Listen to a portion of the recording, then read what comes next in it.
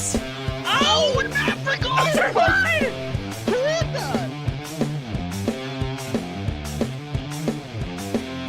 Dixon in the driver's seat. Ingram behind him down the back straightaway. A little bit of juking out there. It's like a football field. Yeah, taking some IndyCar lines down the back straightaway. Ingram really closes up on the back bumper of the 15. He's all over it as we go through 3 and 4. He's there on the bottom. He's to the inside. Coming to the checkered flag. Oh, the big cuts in. All 3 of them. Around.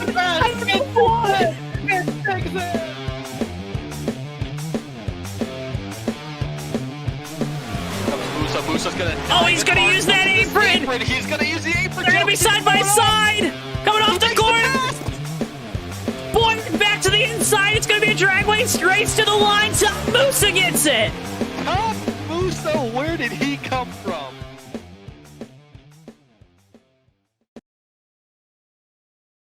Ladies and gentlemen, boys and girls, children of all ages, welcome to tonight's feature presentation of the USORL Red Bull Cup Series Race 2 of the Season 7 playoffs here at the one, the only Rockingham Speedway. I'm up here in the booth, JoeTowNetwork, alongside the craziest guy I know, the best guy I know, Mr. Tommy Bordeaux. Welcome once again to the booth, and welcome to beautiful North Carolina Speedway, Tommy.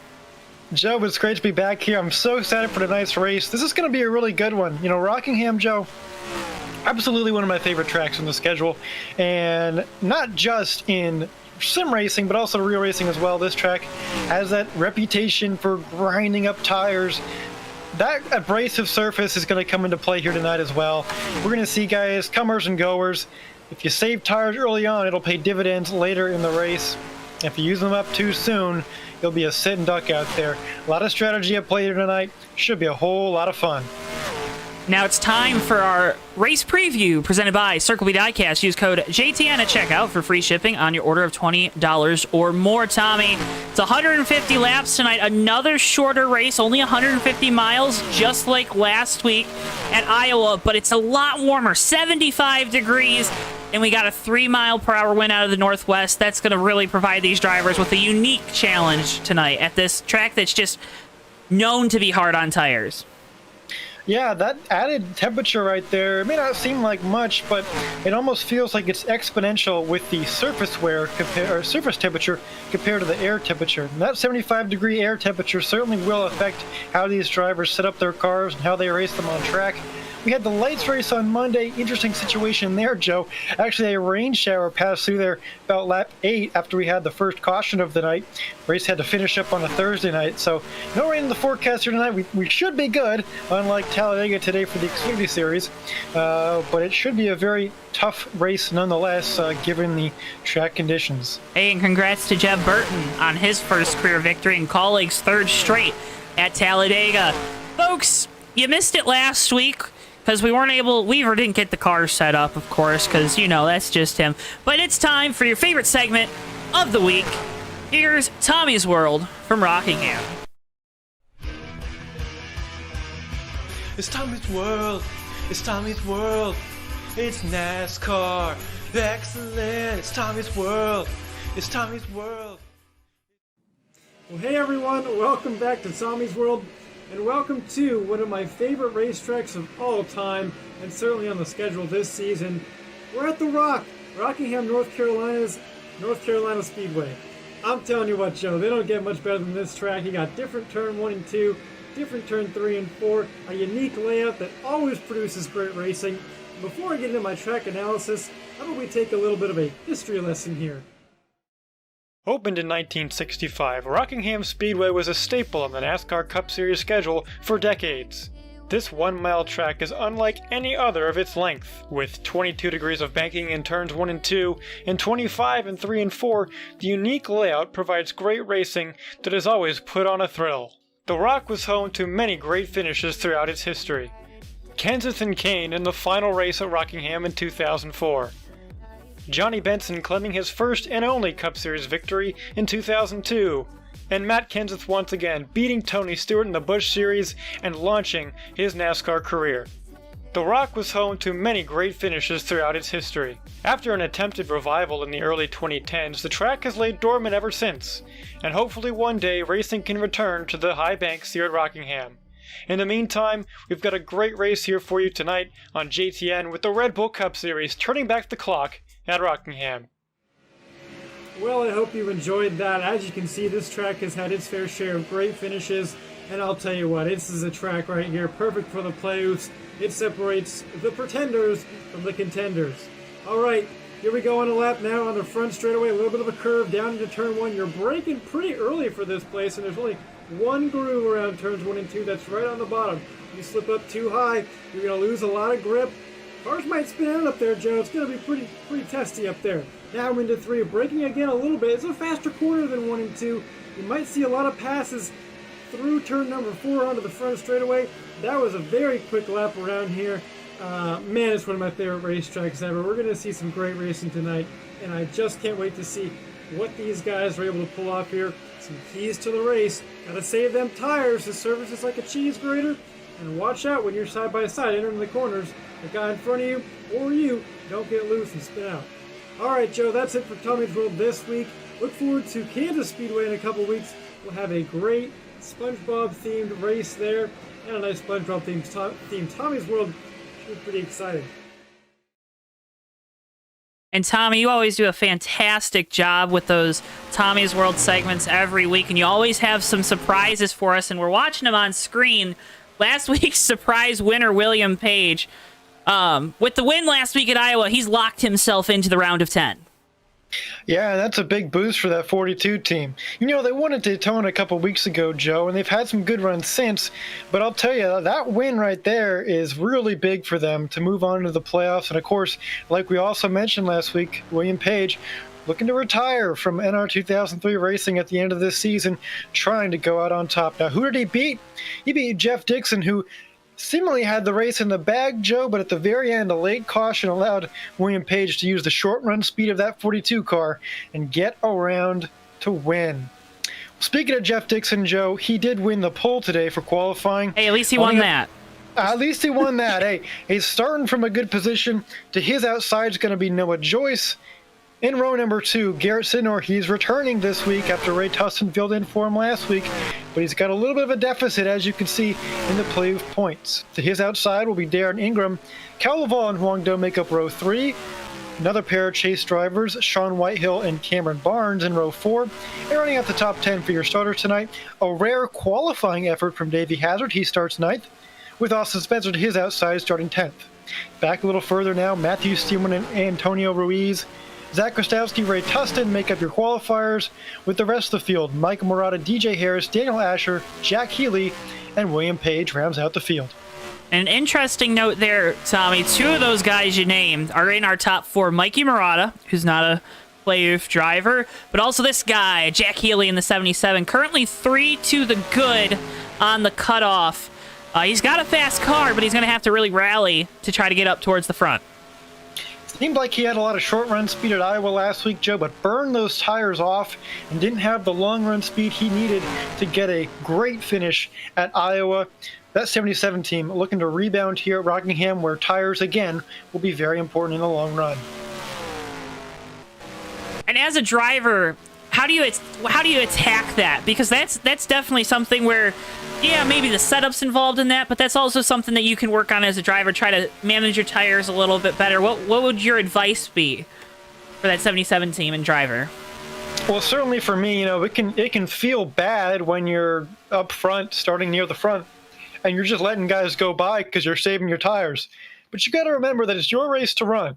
Don't worry about those other cars passing you, because you know you'll get them back later once you've saved those tires well. Jack Healey just needs to do that.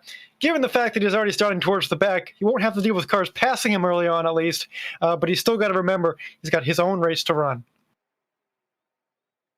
Got his own race to run. I think that's a good note for a lot of these guys tonight as they get ready, lined up on the back straightaway to start this race. Jeff Dixon, Noah Joyce, row 1. Garrett Sidnor, who's returning this week. That'll be a big story to watch if that 16 team can get win number 1 on the season, as you saw, are at the bottom of the playoffs standings. Then Darren Ingram and Cal Laval rounding out your top 10. Cal, another guy that missed last week at Iowa. Huang Do starts his outside in the 6th position.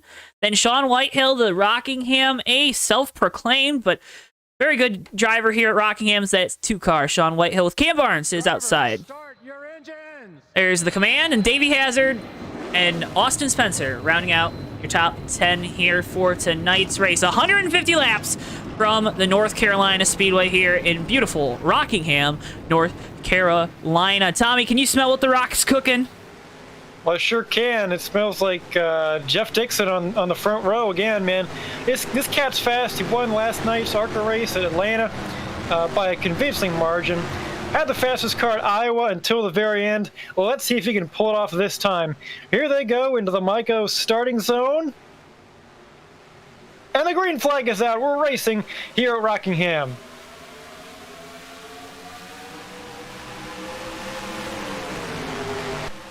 Dixon out to a decent lead to start, but right now the battle's on for second. Noah Joyce to the outside of Garrett Sidner.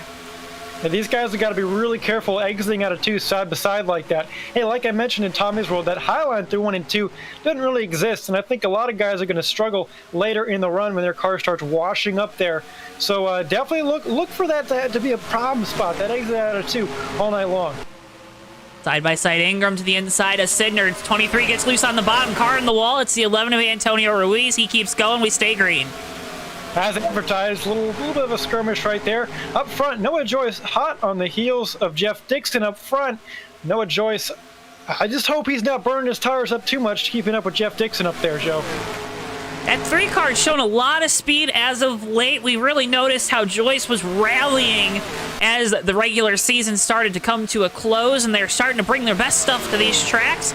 Not to say that they weren't during the season, but when you win the opener, you kind of can experiment with things and set up techniques and whatnot, your driving style, and Joyce now is turning those jets on, trying to get a victory here, because, hey, if you can lock yourself into the round of 10, that makes next week's race at Kansas a whole lot less stressful. Yeah, it absolutely does, Joe. Hey, check out this in 3rd place. Garrett Sidner coming back into the picture. He had a fast car at the Lights race Thursday night as well, and he was hoping for a little bit more in that race. Perhaps he can get it here. That would pay big dividends for him, Joe, because he is 8 points beneath the cut line right now due to missing that race at Iowa last week. So he's got some work to do, but so far things trending in the right direction, although we still have about 155 laps to go. Yeah, and 145. You're good. 8 points, but he's also got the 2 of Sean Whitehill between him and that 10th place position. We always talk about points to the cutoff, but you also have to consider cars to the cutoff. Now, with this round of 12 going to 10, we're a little bit less for these first 2 rounds. We're only going to eliminate 2 before we get to the round of 8, where we'll eliminate 4. But you really have to consider how many cars you have to jump. Sidner, he's got to at least jump 2 to make it into the round of 10. Yeah, he's got some work to do, and now these fields are at least big enough. We got 18 cars here on track tonight, that it shouldn't be too big of an issue to make up points if somebody has a bad day and you have a good day. But that being said, you got to minimize mistakes right now as Noah Joyce. Oh, he's going around! Goes around! Noah Joyce spins out in 4. That's going to bring out a caution. Right as you said, minimize mistakes. Yeah, well, I'll tell you what, that's an example of what you don't want to do. That 3-car was running good. Looked like he just hooked that bottom line, hit the apron a little bit, spun out of 4. And tough break for that 3-car. The good part of that, though, Joe, did not hit a thing. Great car control from Noah Joyce to save that thing, make sure he didn't get into anybody or the wall. Great heads-up driving from that 16 of Garrett Sidner, too. It's always scary when you got a car sitting perpendicular to you on the racetrack, and good heads-up driving there from the 16. Well, I assume we're going to see a lot of takers on pit road here early, Joe. Tires obviously a big factor here. The cheese grating surface, you could grind a bit of Colby Jack on here, as well as some Goodyears. So you want to make sure you're getting fresh rubber on when you can. I wouldn't be surprised, though, later on if we do see some takers with the 2-tire strategy, say a Darren Ingram perhaps, who did win with the 2-tire strategy at the Lights race this week. So it's possible, but this early on, Joe, I think we'll see guys all come down and take 4. I think it's going to be... I want to see if guys are going to experiment here, though. what, 8 laps into the race. Maybe some of the guys that were closer to the back of the field, maybe they tried to do something. Maybe they were being a little bit easy, thinking, okay, we get an early race caution. Everyone's going to be coming to pit road. Looks like everyone, though, takes 4 tires. So what do I know? Jeff Dixon going to win the race off pit road, I think. No choice behind him. Well, that's a good result for Noah Joyce. You know, he spun out to bring that caution out, and yet he's still going to be right back where he was with fresh tires. So Noah Joyce getting pretty lucky right there. Clean race car as well. Clean race car as well. Well, we've seen a lot already. Antonio Ruiz on the backstretch pit road. What a silly goose.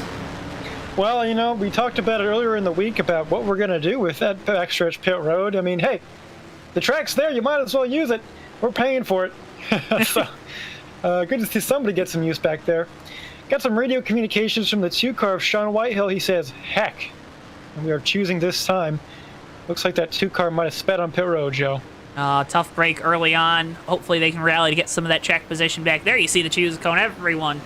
It's like the majority of the guys taking the bottom. Cars getting really close to that box further on back, but other than Ruiz and Steelman, who, you know, intentionally ran it over to get to the back, looks like we're A-okay.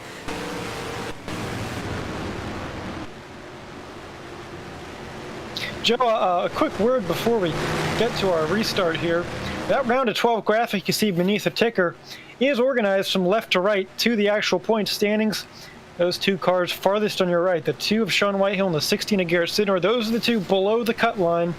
Everyone from Cal Lovell on to the left is above it right now with that 42 of William Page. Advanced, a very smart graphic, Joe. Thank you for putting that together. Looks great. Hey, that's what we do here at JTN. We try to be smart. Not always, but we try. Jeff Dixon getting ready to bring us back to green. Maybe a little bit of teamwork there between the 15 and 3. A little collaboration early on. Gives the 3 car the preferred lane, and Dixon will take off here, no doubt. Coming down into the Mikeco restart zone, and away we go. Green flag here on lap 10. Boy, great start for Jeff Dixon, getting to control when we go green in that restart zone. Looks like he's going to slide in front of Noah Joyce. Those 2 up front now. Behind them, side by side, Garrett Sidnor and Darren Ingram really close on the outside. Sidnor clears them out of 2. And now Darren Ingram to 4th. Cam Barnes rounds out your top 5. Barnes going to face a challenge from Doe in that 54. And oh, we got contact further back. Hazard around, Laval around, Healey around, 12 car back up the track, 1 other car down towards the pit road wall. That's the 55 Mikey Murata, and we have our second caution of the night. Oh my goodness, I will have to see how that happened, Joe. Don't know if there was contact or cars just got loose. Either way, cars were everywhere in the front straightaway. Went through turns 3 and 4, 12 car on the bottom, and well, that's not fun. Got a game crash, Tommy. You know what that means? That's right. Welcome to Radio JTN. We'll be right back here on JTN. Back on JTN, getting our cameras back up and running, Tommy. But what did you see there with that caution? Well, Joe, it looks like we had a little bit of contact out of 4. 2 drivers who weren't at the race last week, Cal Lovell and Davey Hazard, get together. And out of turn 4, a tight spot where a lot of guys kind of get tight out of the corner. Just had a situation where 2 guys running into each other and got turned around.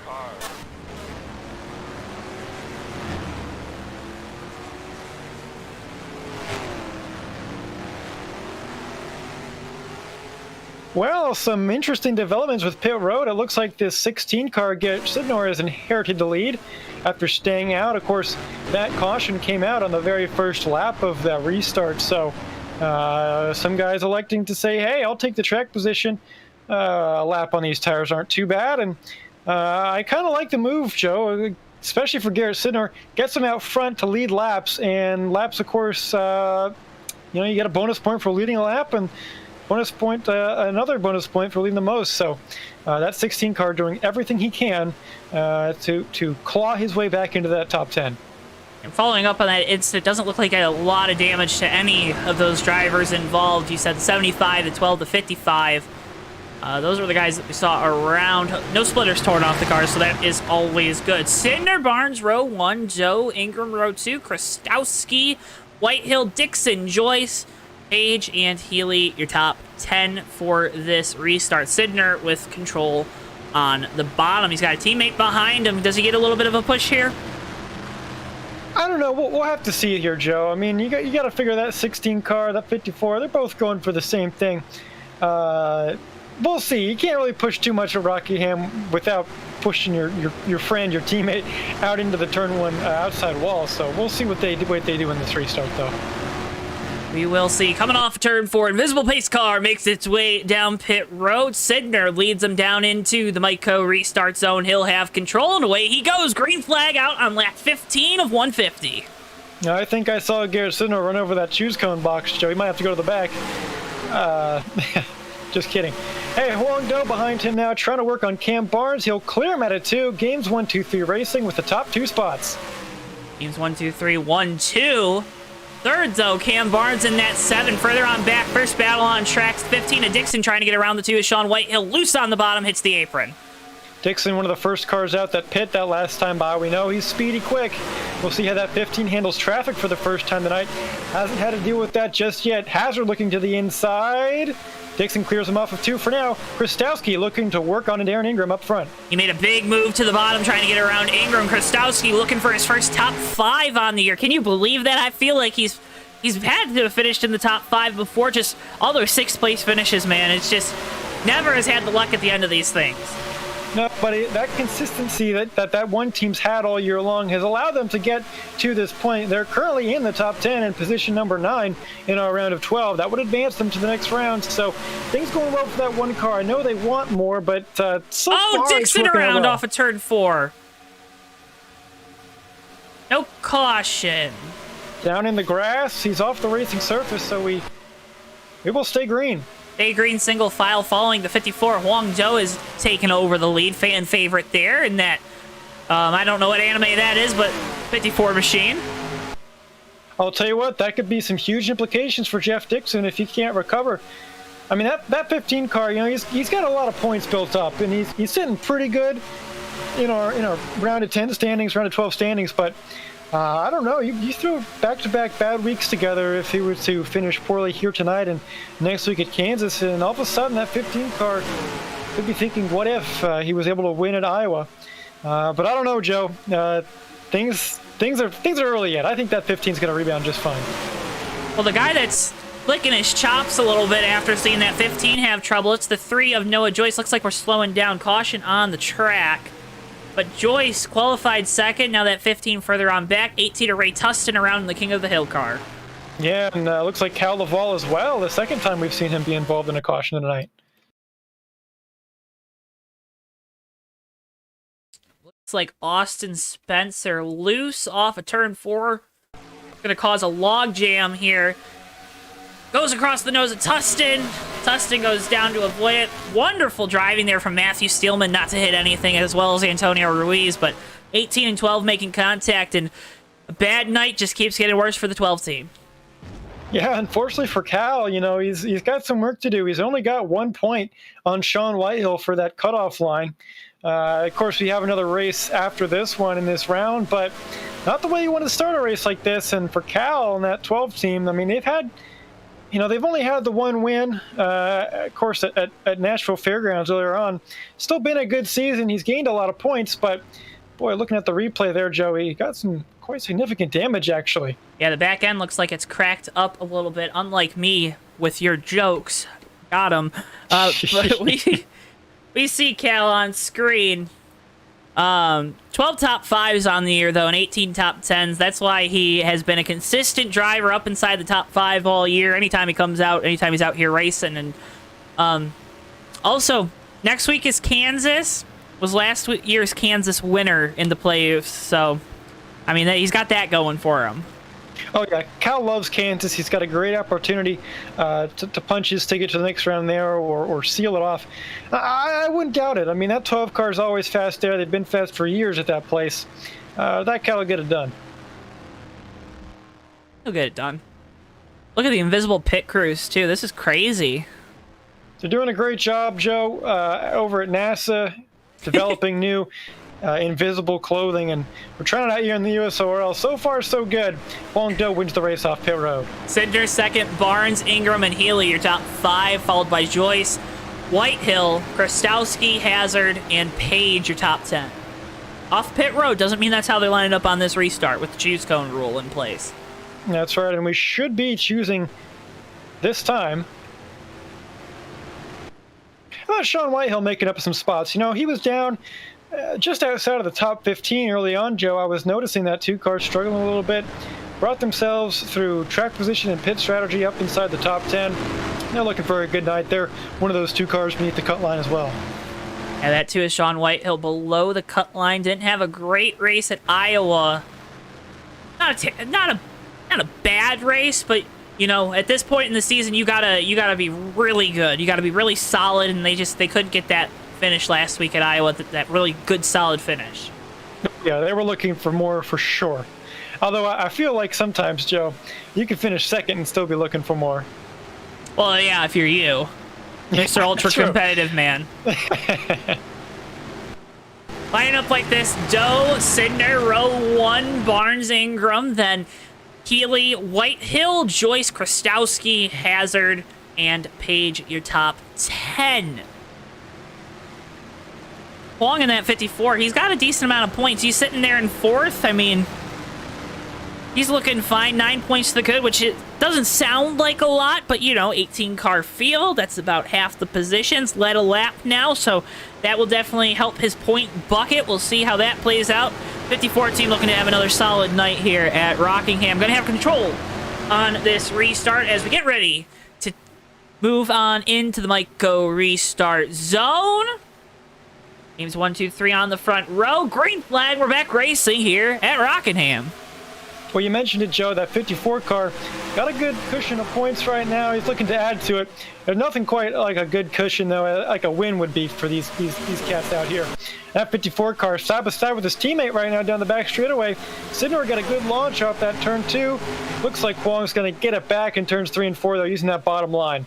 Garrett really timed that restart to perfection. Now crosses over that 54. Those are teammates, so you're going to play nice right now. Sidner, little tight on entry. They're still side by side as we go through turn 2. Well, I know Sidnor's he's driving with a purpose, driving with a cause. You know, it's kind of crunch time for this 16 team, Joe, because they missed last week. Again, they're on the opposite side of Huang Do. They're -8, but now it looks like he's getting swallowed up by cars left, right, behind him. Cam Barnes now looking to the inside of the 16. He gets turned. Healey. Oh my goodness! Ingram into the wall. Huge wreck into turn number 1. Cars everywhere. We got another yellow. Oh my goodness, and the damage on that 23 of Ingram is, oh, it's horrendous. That whole right side tore up. There's a replay. Healey into the back of Barnes. Big contact with the 23. Further on back, William Page involved. Noah Joyce slows it down up there on the top. Looks like he's away with no damage. A rough start for a lot of our contenders. Well, a rough start, and these guys really aren't out of the woods as far as their point situations are concerned. And considering how much damage Darren got, I mean, Cam got a little bit there too. Boy, that could have huge playoff implications.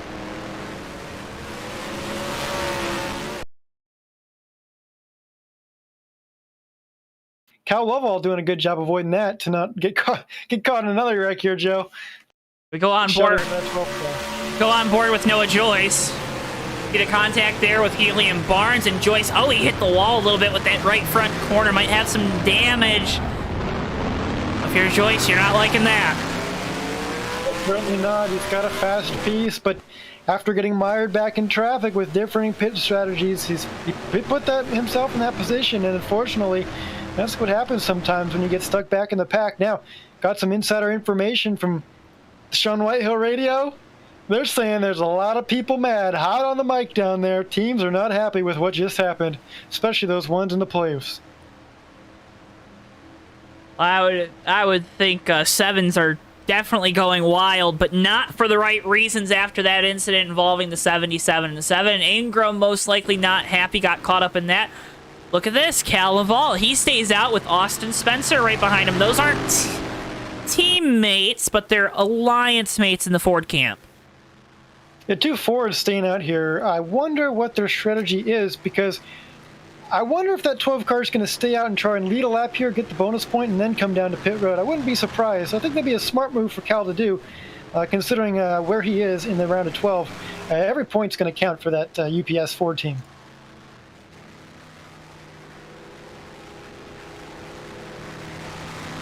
Now, when we say every point matters, I'm sure there's a lot of people, they take their eyeballs, they roll them into the back of their head. No, every point can't matter. It does, especially as we're getting into crunch time. Maybe last week you didn't have a good race. Maybe if you're the 12, you didn't show up to the race, couldn't make it out to Iowa. You've put yourself at a deficit. Cal's still in right now, but it's a 1 point. 1 point is nothing. It matters a lot. It's contradiction, but there's these two mentalities that you kind of fight with, right? Oh, it's a lot of point. It's 1 point's a good buffer, but also, I only got 1 point, Tommy. I'm scared. Yeah, it's a tough situation to be in, and if you're in one of these season-long points battles, which isn't the case here, but let me just Go on a put tangent. that out there. Yeah, when you're in a season-long points battle, and every single race actually matters instead of just a handful at the end, like in the NASCAR Cup Series in real life. The guys you're racing, you could finish one spot ahead of them, but as long as you got more points than they did, I'm telling you what, man, it's a win in your book. Any point gain you can get. So, and the same does apply here, but maybe on a micro scale because you have just a 3-race season at the end of your year. Word from the 23 crew on the radio, Darren Ingram saying, people can't control their Beaver Dam cars. Shaking my head. And he didn't say Beaver Dam, folks. I'll tell you what, that's a theme. I don't know, Joe. Sometimes we've seen cars get loose for, I don't know, no reason. But I'll tell you what, a stable race car is a good race car. That's how I like to drive them. And, this is a track where sometimes you got to run a little unstable, but it can cost you, for sure. Hey, how about Matthew Steelman up there? He's going to be restarting third, second on the inside line behind Huang Do. That 51 team's looking for a good run tonight. Good to see them out on track, though. Good to see them out on track. Missed a portion of it was mid to late regular season. Good to see the 51 Vans machine.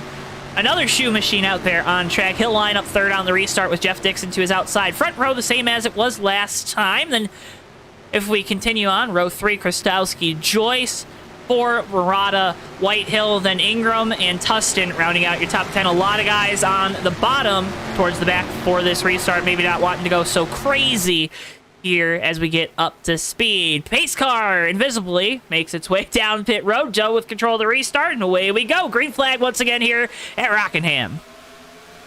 Great restart for Huang Do, and that's going to allow him to slide up in front of his teammate. Well, Garrett Sidner able to get in front of Matthew Steelman. Oh, Steelman hits the apron a little bit in two. And we got a quick caution, looks like here, Joe. Ruiz and Hazard slow. Ruiz around. Let's see if we can get a replay.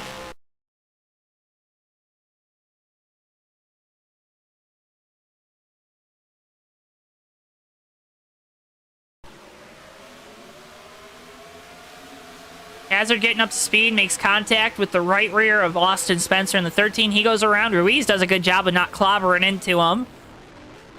Locks it down. That brings out another yellow. Well, not the kind of start we usually expect from Davey Hazard. Something he did different tonight that he doesn't do most nights is qualify.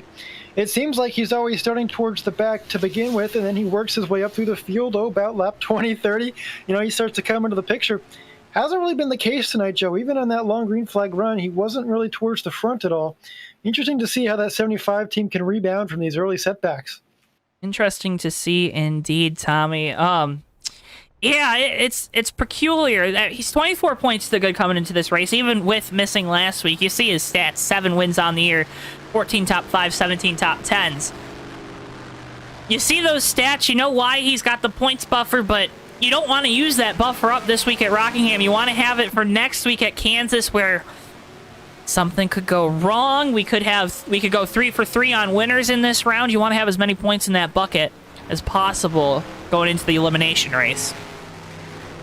All right, it was a quick yellow, so we'll be choosing this time. I assume a lot of guys are going to probably choose the same thing up front. Looks like Huang Do going low, Sidnor up high, and Matthew Steelman back in third once again on that inside lane. A little different strategy there. Not as many guys taking the bottom for this restart here. But we line up pretty much the same, so we won't run you through that lineup. Working lap 33 right now. Ticker's number graphics a little not good, but we'll fix that if we get the chance. I love it. Game crashes, and all of a sudden all our graphics go to heck, and well, work with us, folks. 23 people tuning in. I saw it was up to 26. Appreciate you guys so much. Make sure if you haven't already, hit that like button and subscribe to us here at JTN. We're just under 10 subscribers away from 550, which would be a huge milestone for us here at JTN. Just over a year into this wonderful broadcasting career. Huang Do leads the field off of turn 4. Gets ready to take him down into the Micco restart zone, and away we go. Green flag on lap 34 of 150. Boy, a really, really good start by the 16 of Garrett Sidnor that time. And he wasn't able to get side by side with the 54, but able to get in front of Matthew Steelman and clear himself out. And Jeff Dixon behind. Oh, big crash at the back. Ham Barnes involved. Oh, my goodness, Joe. Cautions breed cautions, and that looked like a big one back there for a couple of those guys. Barnes with a huge hit to the outside safer barrier. It looks like 66 of Harris maybe goes around. Let's see. Oh no, Ruiz gets on the apron, makes contact with the 66. He goes around. Barnes into the back of the 11, sends him up into the wall as well as himself. Just nowhere to go for that 7 car, but how many times have we seen that tonight, guys? They barely clip that apron, and it's just apron's lava, is the popular saying. Yeah, and that is the case, man. I'll tell you what, just that geometry between the banking and the flat apron can really upset the balance of the race car to the point that you're just seeing these cars ill-handling if you even touch it slightly. Got to really be wary of that out here. You'll notice in the Tommy's World car, I didn't get it anywhere near that thing. Can't afford to wreck our only piece, but a couple guys might come down pit road here, Joe. Looks like Sidnor does. And that's a surprising move. He was up front, but he just feels like, man, you know what? I'm going to get some tires now because I think we're going to have a long run to follow.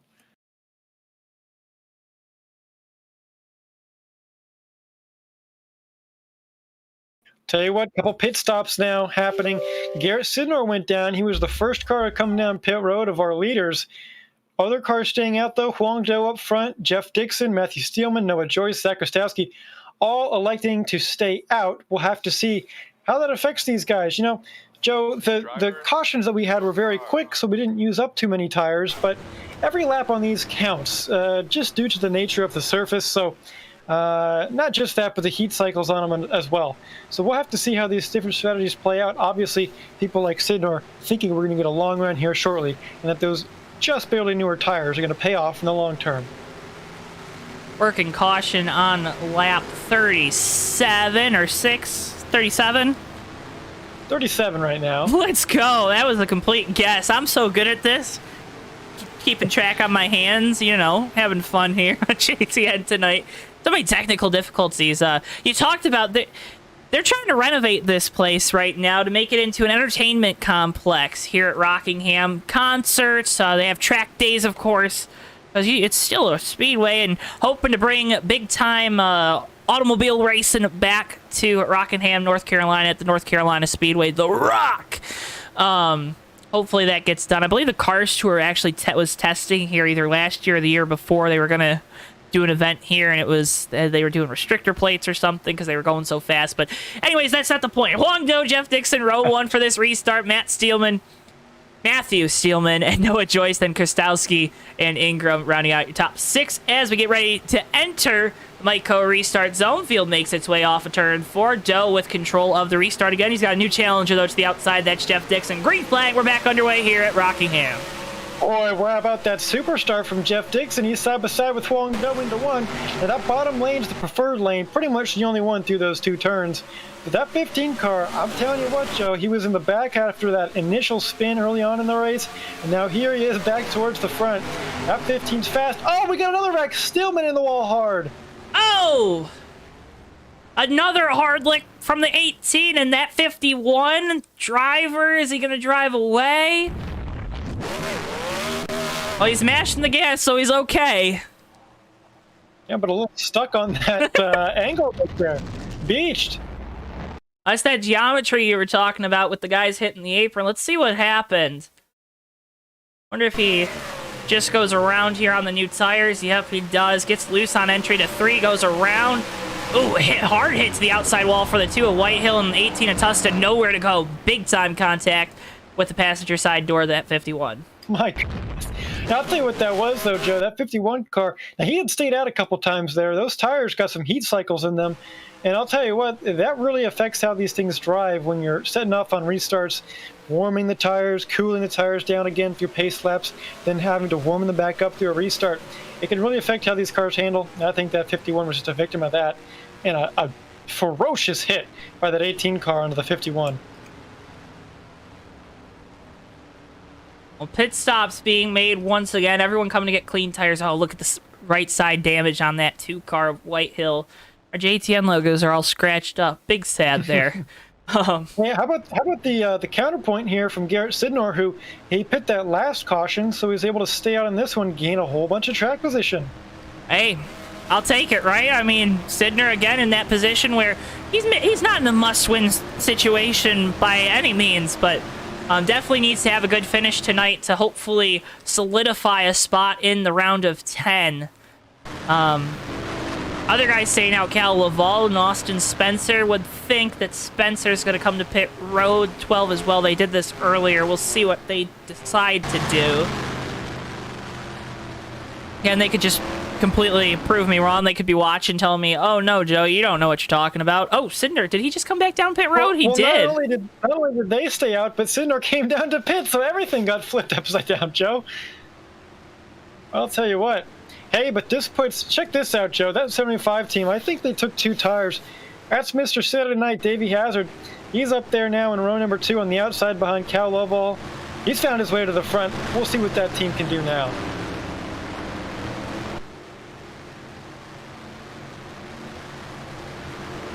I got nothing. I'm blanking. You set me up for something, and it just went whoosh right on over my head. Laval, Spencer, row 1, Doe and Hazard, then Barnes, Dixon, Murata, Ingram, and then that last row of the top 5, or top 10 rather, is going to be Krostowski and Joyce. First time he'll have control of one of these restarts here for the 12 of Cal Laval. We'll see how he decides to play it. Go early, go late. Well, he's going to have the choice of where to go here on this restart in the ups machine. Invisible pace car makes its way down pit road. We're ready to go back green flag racing here at Rockingham. Great start for that 12 car. The 13, a little slow through the gears. I don't know. Maybe he has one down or something like that. Either way, that's going to allow Davey Hazard to get behind Cal Lovell off of 2. And there's a whole jumble. Jeff Dixon right behind Austin Spencer as we head into turn 3. And Dixon kind of pinned in. He's got that 54 Doe to the bottom. Spencer struggling. Oh, a little bit of contact there. And oh, big wreck. It's the big one at Rockingham. I'll tell you what, Jeff Dixon stuck on the hood of Darren Ingram. Wow. Oh, my goodness.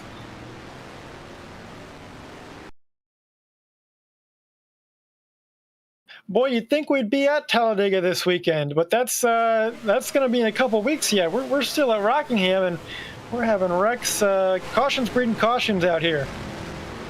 And how about Michael Murata up to 3rd through all that? A great job by the 55 to avoid that wreck.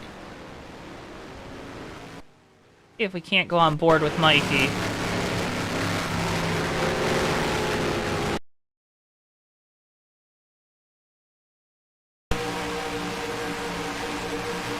Let's see the contact up ahead. 54 comes up the track with the 13.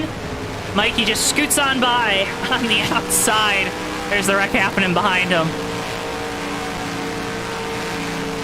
Man, Michael did such a good job getting through that. How about that? He's a plate track racer. He knows how to do that. He knows how to get through those wrecks. Oh, yeah.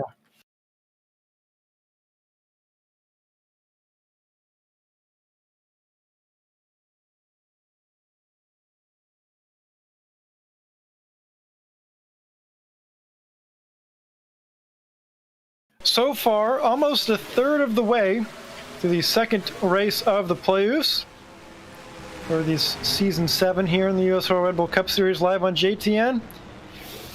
Cal Lovell leads, Davey Hazard right behind him, Michael Murata in third. And we got the crazy sevens, 77 of Jack Healey, the 7 of Cam Barnes behind them, rounding out the top 5 thus far. Of all those drivers, only one driver in that top 5 not in the playoffs so far. That's Michael Murata in the 55. Almost had it at Michigan a couple weeks ago. Just came up short. Instead, it was Sean Whitehill who got that win in a fuel mileage race. Hearing from that 2 team though, Joe, they've got some engine damage after a previous wreck involving Matthew Steelman and Ray Tustin. So, 2 car looking to make the best out of a bad day, thus far running back in 13th. Looking at Cam Barnes right now, I thought he made some contact with one of those cars going around. I don't remember which. There were a lot of colors there. But Barnes, it looks like there's a little bit of a crease right behind the Goodyear lettering on that left front. You can kind of see it a little bit better there. You can see like the little bit of light seeping through to the engine bay. But wonder if there's any damage there with the 7, because they decided not to come down pit road here under caution.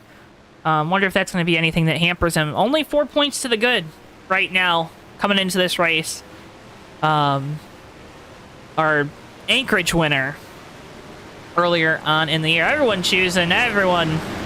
Mixed strategies here. Davey Hazard going to choose the outside from second, so he'll start on row 2 in 4th.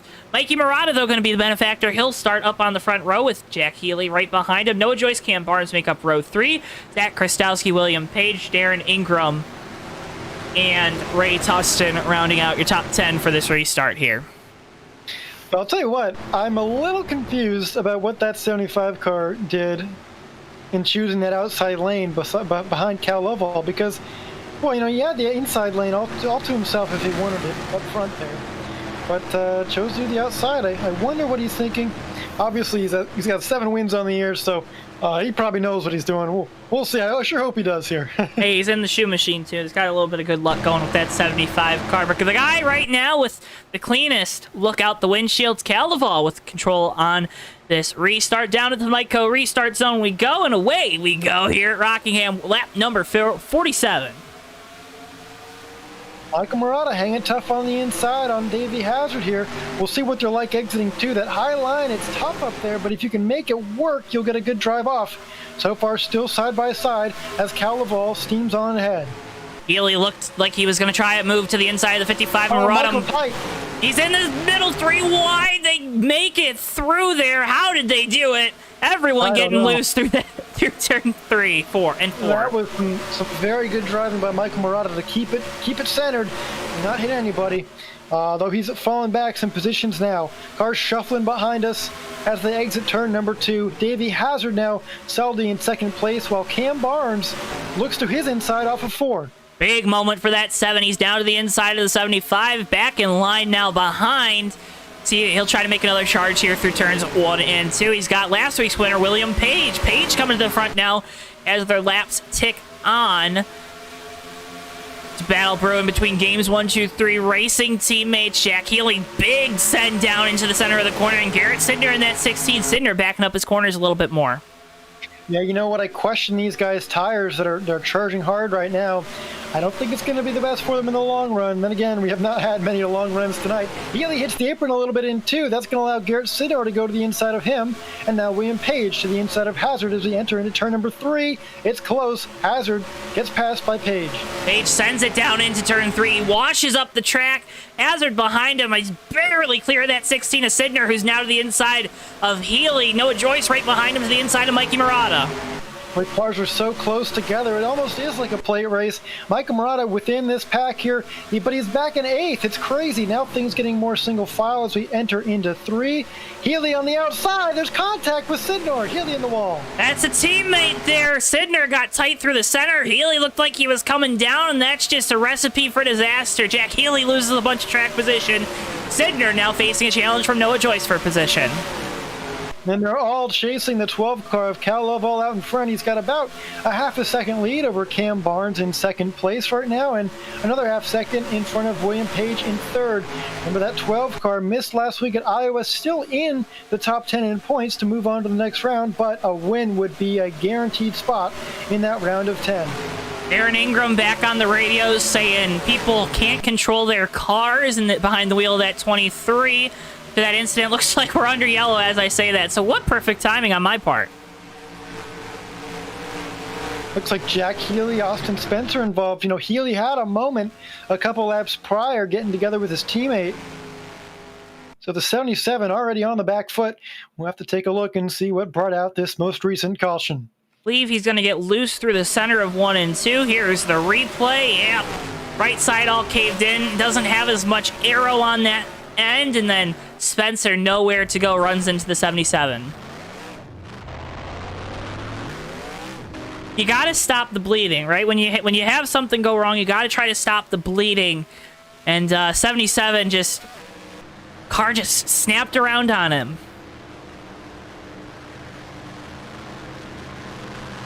He came in tonight 3 points to the good, back tied for 8th with the one of Zach Krastowski. No doubt we'll be coming to pit road here is Healey in the 77. While we got a moment, though, I'd like to talk about our chat, because it's been really good tonight. I haven't had, with all the technical issues we've been having, I haven't had the greatest chance to get over there and look at it. Saw John Peterson, California Poppy tuning in. I like Enderman. Sav tuning in. Congratulations on graduating, Savannah. Our good buddy Anthony tuning in. Aussie Bill from BSR tuning in as well down under. I believe it's 1 p.m. there.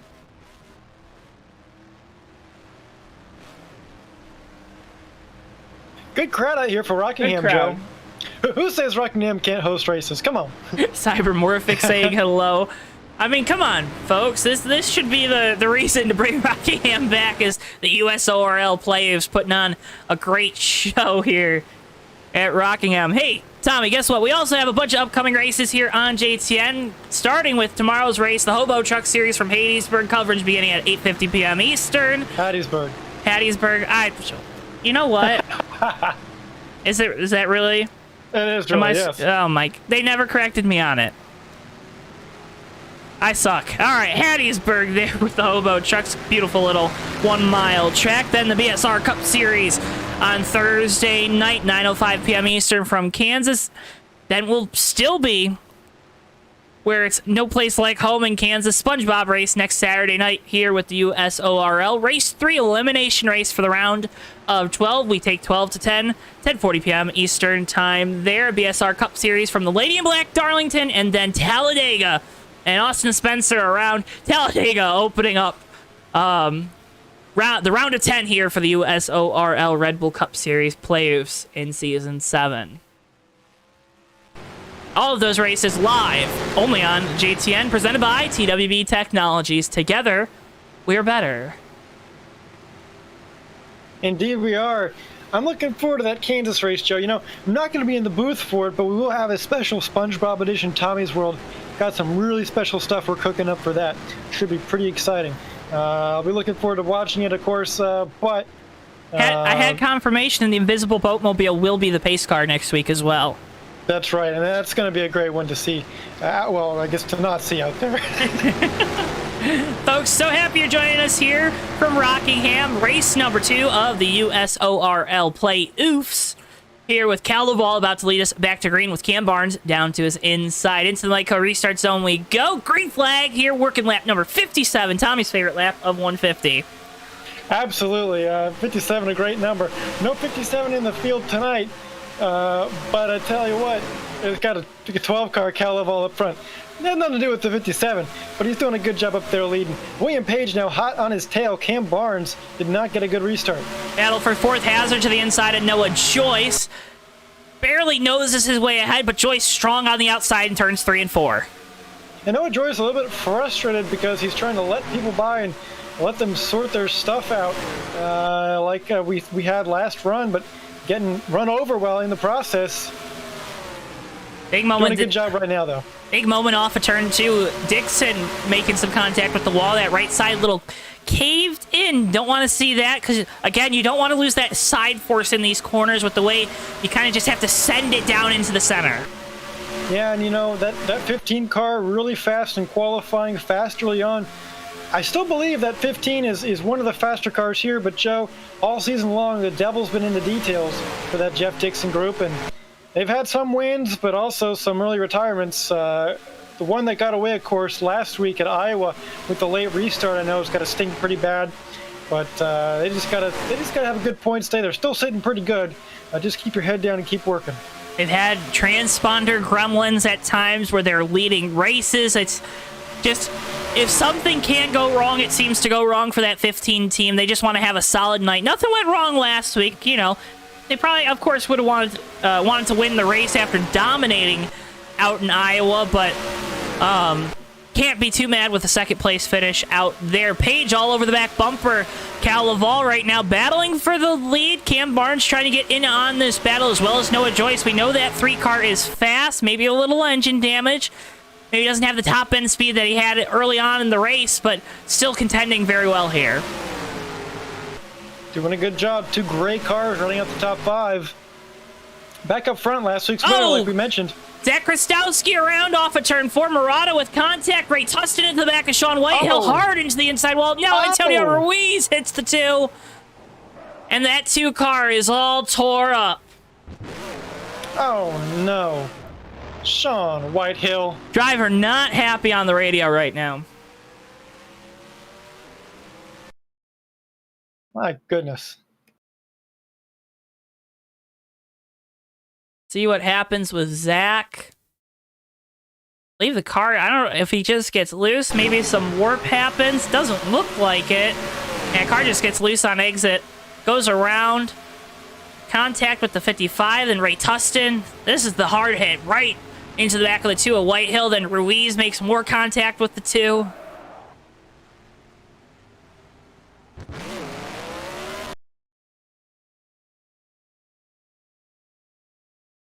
Just not what you want to see here. Rockingham. There you see Krastowski going around. There's this big hit with Whitehill. Ruiz. Looked like that 11 car. He hit the inside wall and then was kind of out of control. Yeah, man. I'll tell you what, though. Another tough break for Sean Whitehill in this race. And he's going to need some good points, Joe, looking on the outside. And the season hasn't, you know, we talked about his win at Michigan, and in a lot of senses it was that Cinderella Game 7 story, right? Walk-off home run, whatever you want to say. Them winning on the field strategy. Looks like they got the back end fixed up pretty well. But came into the race 1 point from the cutoff, and with Cal leading this race, who was the guy that was sitting in 10th. Also, Garrett Sidner having a good night. You'd have to think that that 2 car, that 2 team of Sean Whitehill out of the Team Tawanski camp, they are struggling right now, and they're starting to think about trying to get one of those walk-off home run scenarios lined up for next week at Kansas. Yeah, they may have to resort to that, but some very, very crucial developments. Looks like that 77 car of Jack Healey has retired from the race, so there's an advantage for Sean Whitehill there, certainly, despite the bad luck thus far.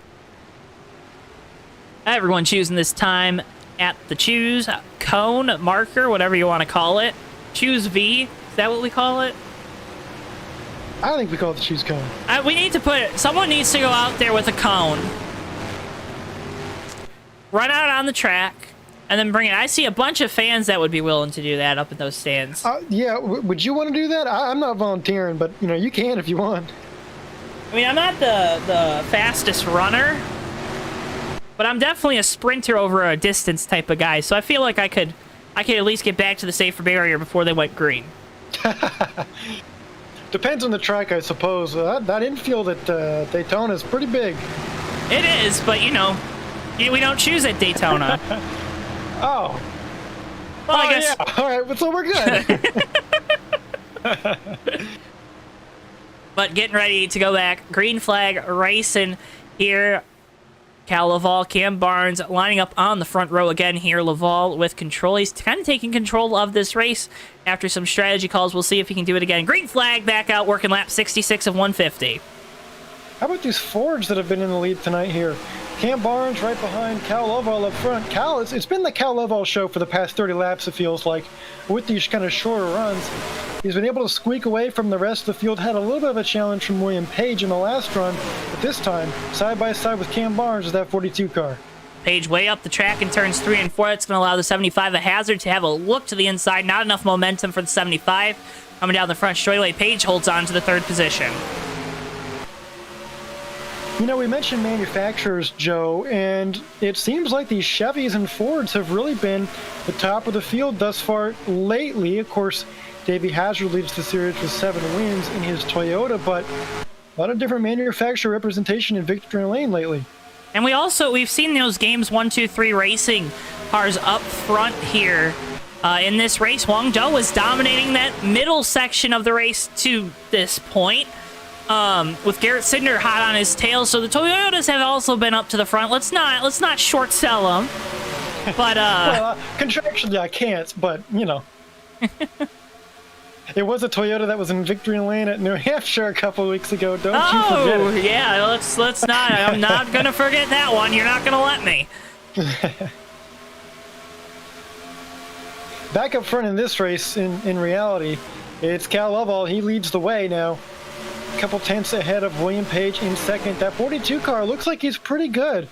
But again, Joe, we haven't had the long kind of run that's going to allow us to see who's good on tire wear and who needs to get a move on as far as saving them tires. So I don't know. I've yet to see what these cars can do in the long run. That 42, I'm worried the pace he's setting is too much, but still, they're all chasing Cal Laval for now. He's right behind Cal, so you'd have to think that Cal's also going to have the same issues. Cam Barnes, Davey Hazard, Noah Joyce, they're all right there under a blanket, our top 5. Darren Ingram starting to creep up into the picture in that 23 Jude Wipes machine further on back. Hazard to the inside of Barnes for 3rd. Don't know if he's going to have enough momentum here coming off of turn 4 on the bottom. They're side by side as we come to the line. You know, I'm impressed with the way Darren Ingram's running. Despite all that damage he got in the earlier wreck in turn 2 with Cam Barnes, so that 23 team trying to make a good day out of a bad one. Oh, there goes Cam Barnes around off of 2. Hard into the inside wall. I don't know. It looked like the 75 might have warped a little bit. Maybe we didn't see it. No contact, though. We stay green. More huge implications now back up front. William Page right on the tail of that 12 car. That kind of gives these two leaders a little bit more of a gap. Page around off of turn 2. There's oil down there, Tommy. Oh, there's got to be. That's 2 cars in a row, 2 laps in a row that spun off of there. William Page, a fast machine, but he goes around. Cal Laval's got to be loving this. He might be dropping some bananas down there for all we know. UPS ships bananas, right? I'm sure they do. I think actually you can actually wrap one in like saran wrap, put a postage, like, you know, shipping address label thing on it, and they'll send it just like that, I'm pretty sure. A shipping address label thing? Yeah, you know. One of those. Coming up on halfway here at Rockingham.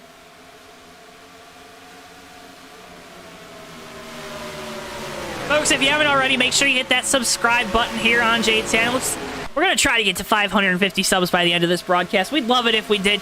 Be a friend, tell a friend. Love seeing all you guys in chat tonight. Seen some new faces, seen some old faces, and always love to see that. Hopefully you're enjoying the broadcast as much as we enjoy doing them. So hit that like button and subscribe here on JTN. That support is the best way to help us, of course, as always. And oh, Davey Hazard, big time loose. Noah Joyce gets into the back of him. Darren Ingram gonna go by into 3rd. I mentioned it on the broadcast, Joe. People were going to have some problems at turn number 2. I knew it was going to be a thing. I'll tell you what, people got to be watching more of these Tommy's Worlds, Joe, to learn a thing or two. How about Darren Ingram now up to second place, despite all that damage? Oh no! With joy. Oh, no! Oh, huge wreck! No! Oh my goodness! No! Oh my goodness! I just hope Noah's okay. Wow, what a huge wreck. Turn 2 for 4 laps in a row. It was trying to cause a caution, and it finally did. I pitched Joe, yes indeed. Let's 54 is gonna get loose here. Coming off of turn number 2, right in front of Noah Joyce. Joyce with nowhere to go makes contact, and then that 3 just goes for a tumble. Harris, hard contact to the inside wall. Zach Krastowski also involved. Heavy damage on the left side of that car. And a lot of fast cars tore up here, Tommy. Oh my goodness, I mean, that accident right there, we've seen chase implications all night long. That one really did. A bunch of cars here looking to make their way into the round of 10 involving that incident, Joe. And I'll tell you what, we're past halfway here, so these guys, time's ticking. Some of these guys have been running, poorly tonight. Now they've got a huge opportunity towards the end of this thing. And I'm watching the replay back now on my monitor, Joe. What a high-speed roll that Noah had. JTN on board with Sean Whitehill. There you see the contact. Sean going to do a good job of avoiding it. Gets down on the brakes. Bobbin and weaving gets through that one, but you just saw that hit. Tommy, it's not necessarily about how fast the hits are. It's about that change of momentum. It's about that whiplash. You're going 100 miles per hour maybe, but you're going 100 miles per hour perpendicular to a guy. He hits you. It's all about that change of speed, that change of energy that really makes those hits so violent. Absolutely, and boy, it's a good thing these guys are safely in their computers, because oh my goodness, if they weren't strapped into their computer chairs like they are, these guys would be tumbling around their bedrooms, that's for sure. Tumbling around. Can you imagine you got a motion rig set up and it was like completely accurate and it flips you up and over? It kind of be like Jordan Taylor's at that one Monza Oval race that we shall not talk about on iRacing. Indeed. Yeah. Well, back up front, Cal Lovell retains the lead. Davey Hazard leapt a couple positions up to second in the order now. We're going to be choosing this time here. Hazard goes high to follow Lovell once again. I think he just likes the high side down in turns 1 and 2. He probably feels a little more confident in his car up there. Well, I'm surprised. I certainly wouldn't be. Well, you're a big proponent of, I want to be as high on the totem pole as I can possibly be for these restarts. Well, I would say this, Joe. It might be also this. The 75 car, it might also be saving tires for a longer run. And by going to the outside line, naturally things will kind of progress to where cars pass him. I would say that would be the case, but it doesn't seem like he's really just letting people by that easily. So I don't know what's going on in that melon of his. Either way, the shoe car's walking up a storm right now in that high lane. I'm really interested to see what Darren Ingram can do here on the restart, starting on the front row. Darren really good on restarts, really good on these short runs. If we happen to get another short run, this 23 is going to be right there with the 12 of Lovell. Coming down into the Miteco restart zone. Cal with control of the restart. He hits the gas. He's going to get back to the line fast, and we're back under green. You just mentioned Ingram right there. That Dude Wipes team, they clean up messes. They did a good job cleaning up the mess that was that 23 car, especially the right side of it after getting heavy contact in an earlier incident. So props to them for getting that car together. Looks like it's running well in second place right now. And you see tied 5th in the points, 5 to the good off the bubble. So a good finish here could really solidify a good shot at making, I'm using that word too much, but a shot next week that's really solid at Kansas to make it onto the round of 10. Yeah, I mean, I'm not in this playoff picture, Joe. But if I'm one of these guys, I'm looking at Iowa, looking at Rockingham. Yeah, I like these tracks. We go to Kansas next week. I'm not a 1.5 miler guy, Joe. You know that. I like short tracks. I like the tough ones. If I'm in these guys' positions, I got to get as much as I can out of Rockingham to give me that boost, give me that extra little cushion heading into next week. I think Darren Ingram's one of those guys that's better at those 1.5 miles. Of course, the guy out in front, Cal Lovell, certainly is. But man, big opportunity for things to swing both ways for all these drivers tonight, especially after all these incidents. Cal also proven that he's good on these shorter tracks. Won at Nashville, now doing very well here at the 1 Mile Oval in Rockingham, North Carolina. Further on back, it looks like we're pretty much single file. Good rally from the two of Sean Whitehill. Garrett Sidner now looking to the inside of Jeff Dixon for the 4th position. That good move from Sidner down there, trying to get around him. But Jeff Dixon able to hang on to that high side out of turn number 4. All the momentum he carried off the turn. We got a car around in turns 1 and 2. Now we got more cars sliding. We're still under green. It was the 18 of Ray Tustin around in that corner. Doing a good job avoiding that from becoming a bigger incident, but that's really going to shake things up because this field has become really, really spread out now. Cal Lovell a couple tenths in front of Darren Ingram and then a second back to Davey Hazard. But besides that, Joe, this field's quite stretched out. On Whitehill losing a couple positions there. Mikey Murata, William Page go on by. Now 55 Mikey a little tight through the center. Going to allow Page to get to the inside. That 42 we know has a lot of speed. Just has to try to climb back up after spinning just like the 7 of Cam Barnes. Cam, another driver, looking to make his way back into the top 5 right now. Running 9th. You know, he's got a pretty fast machine, but we'll have to see later on in the run if we get deeper and deeper to see if those same cars have the same problems at a turn 2. I know I felt it in the lights race a little bit. Things were definitely getting upset with the car out of turn 2 later in a run, and it seems like the same kind of thing is translating here tonight. Michael Morata with the move around William Page. He takes away the 6th position. And Cam Barnes made his way around Sean Whitehill through that set of quarters. Garrett Sidner again trying to get to the inside of Jeff Dixon, going down into 3 and 4. Big time loose on the bottom, slides up the track, and now Mikey Murata's going to be there for position. William Page looking to the inside of Murata. Huge moment for Sidner through 3 and 4. A great job of masterclass in car control right there to gather it back up.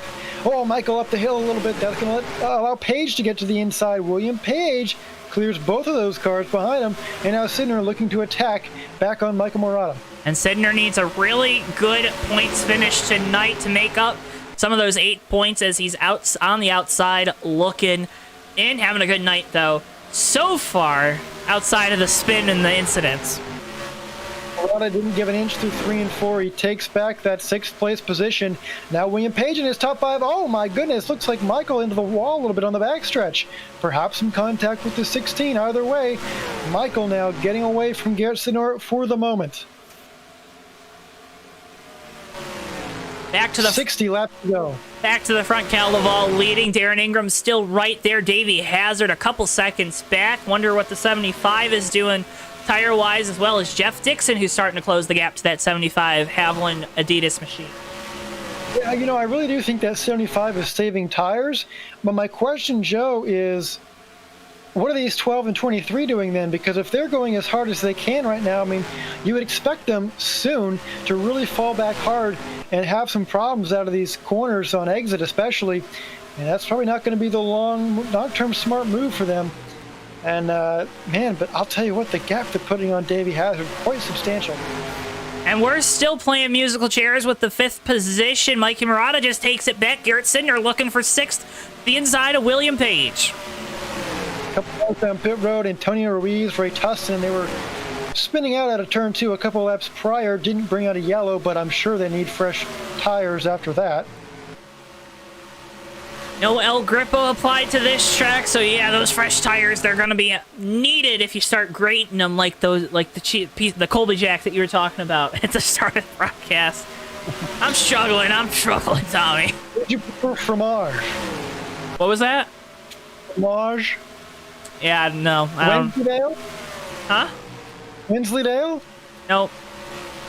Bunch of different cheeses, Joe. You got to get cheesed up. Oh, man, things are getting real tight. There goes William Page around in 4. Page around, single car spin, no contact. Wong Do into the wall, but he stays going. Zach Krastowski, big move to the inside. He stays going as well. We're still under green.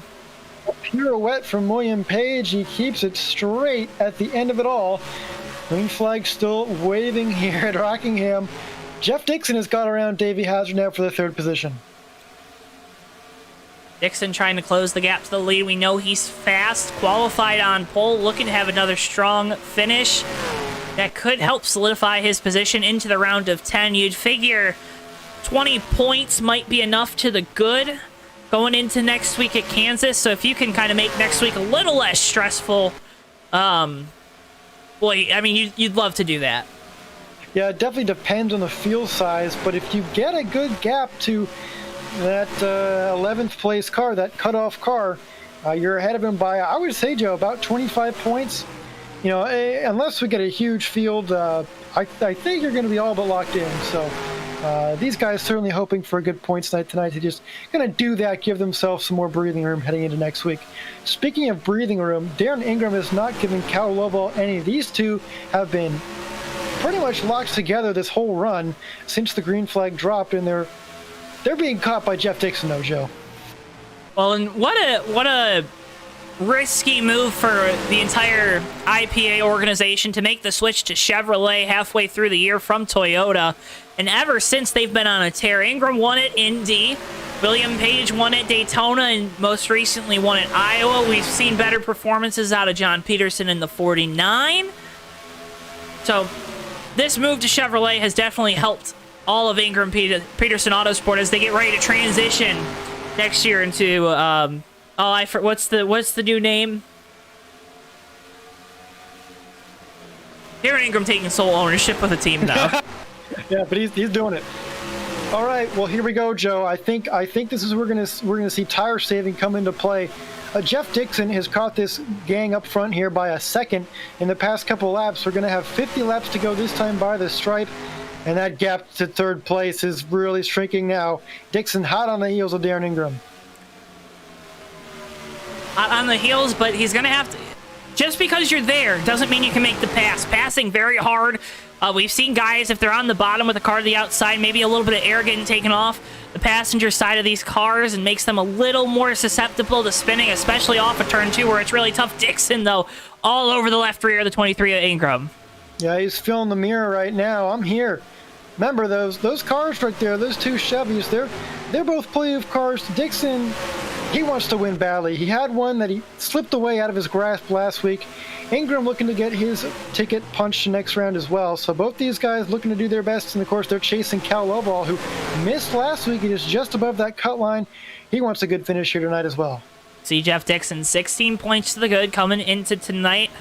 2 wins on the year, 5 top 5, 7 top 10s. It's been feast or famine for this 15 team. We've talked about that, and right now looking to have a feast here at the Rock. He smells what the Rock is cooking. He sure does, but he's got to find a way around these two cars in front of him first. He's looked low a couple times on Ingram. I might say he might be looking high right here, Joe. He's got that good run off of turn 4. But we'll see how this works out in 1 and 2, Joe. Not really 2 grooves down there. And maybe tries to get a run coming through 1 and 2. Maybe gets a little bit of momentum coming down the back straightaway, though. Ingram really loose off the corner, going to lose the position. Again, that's that thing. Car to the outside. It kind of takes the air off the right side of the car on the bottom, and you saw it there. Ingram big time loose with Dixon to his outside. We're under yellow. Well, that was quite the sequence of events right there. Oh, William Page around again. I think he is the cause of caution. Or maybe not. Mikey Murata damage. Let's try to see what happened here. Maybe Mikey, actually. Oh, yeah. Contact between the 55 and the 2 coming off of turn 2. Mikey goes around. Contact with Whitehill. I don't think anything happens with Page. Yeah, he's just slowing down. He spun out. But that's going to be another caution on the night. Big time damage to the rear end of the 55 Napa Auto Parts machine. Well, Joe, some takeaways from the longest green flag run of the night. We saw tires matter a whole lot. Jeff Dixon doing a great job saving them, was a couple seconds back from our leaders. to start the run and was able to catch them, pass one of them.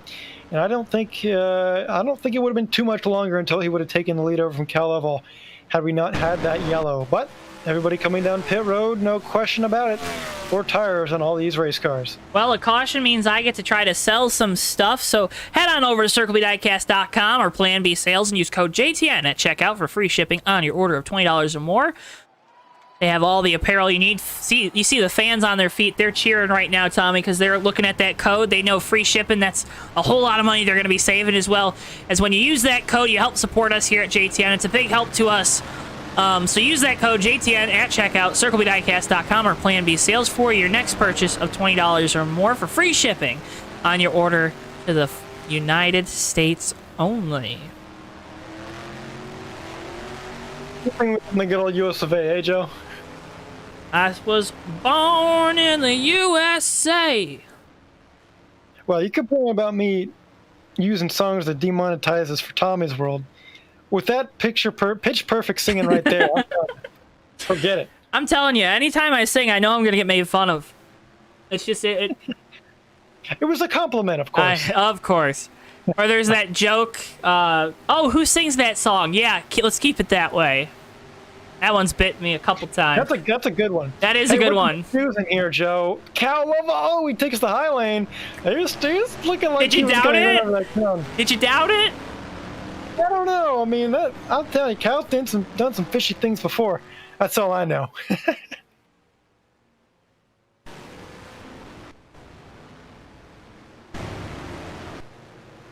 Control means a lot on these restarts, too, especially as we're getting down to the end of the race, because you really get to choose where you get going. Dixon's going to be the greatest challenger, though, to this 12 car, because we know he's got the short run speed, and we also know he's got the long run speed with that Exalta Chevy. That's all going to depend on how long this long run is, if we get one to end the race. I'm hearing some cars clutching and coasting, trying to save fuel to the end, Joe. I think it's going to be tight. Let me double check what our fuel window is here. Yeah, about 49 laps, Joe. It's possible that we could have a fuel mileage race. Quite possible. Well, folks, be a friend, tell a friend. We're coming down to the end of this race here at Rockingham. Race 2 of the USORL Playoofs. With the Red Bull Cup Series. Cal Leval with control of the restart. He enters the Micco restart zone, hits the gas late in it, and we're back green here at Rockingham. Cal took a really wide arc.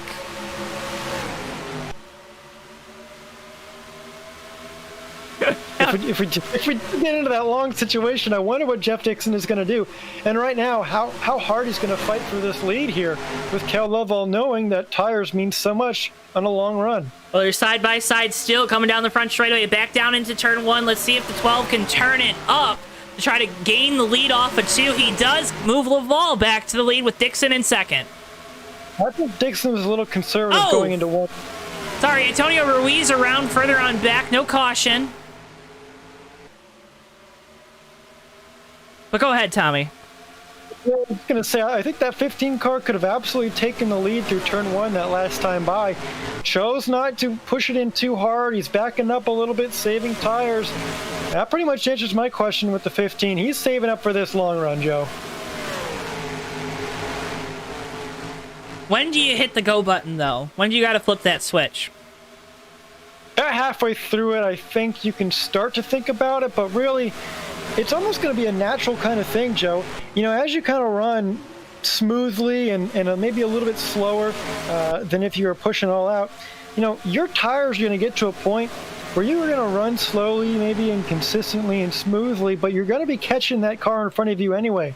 That's the point where you don't want to overdrive and get rid of all that progress you just made as far as saving tires go, but keeping that rhythm, and then towards the end, last 15, 10 laps, really turn it up a little bit and use all that extra tire you got to try and make the move, providing, of course, we go green to the end.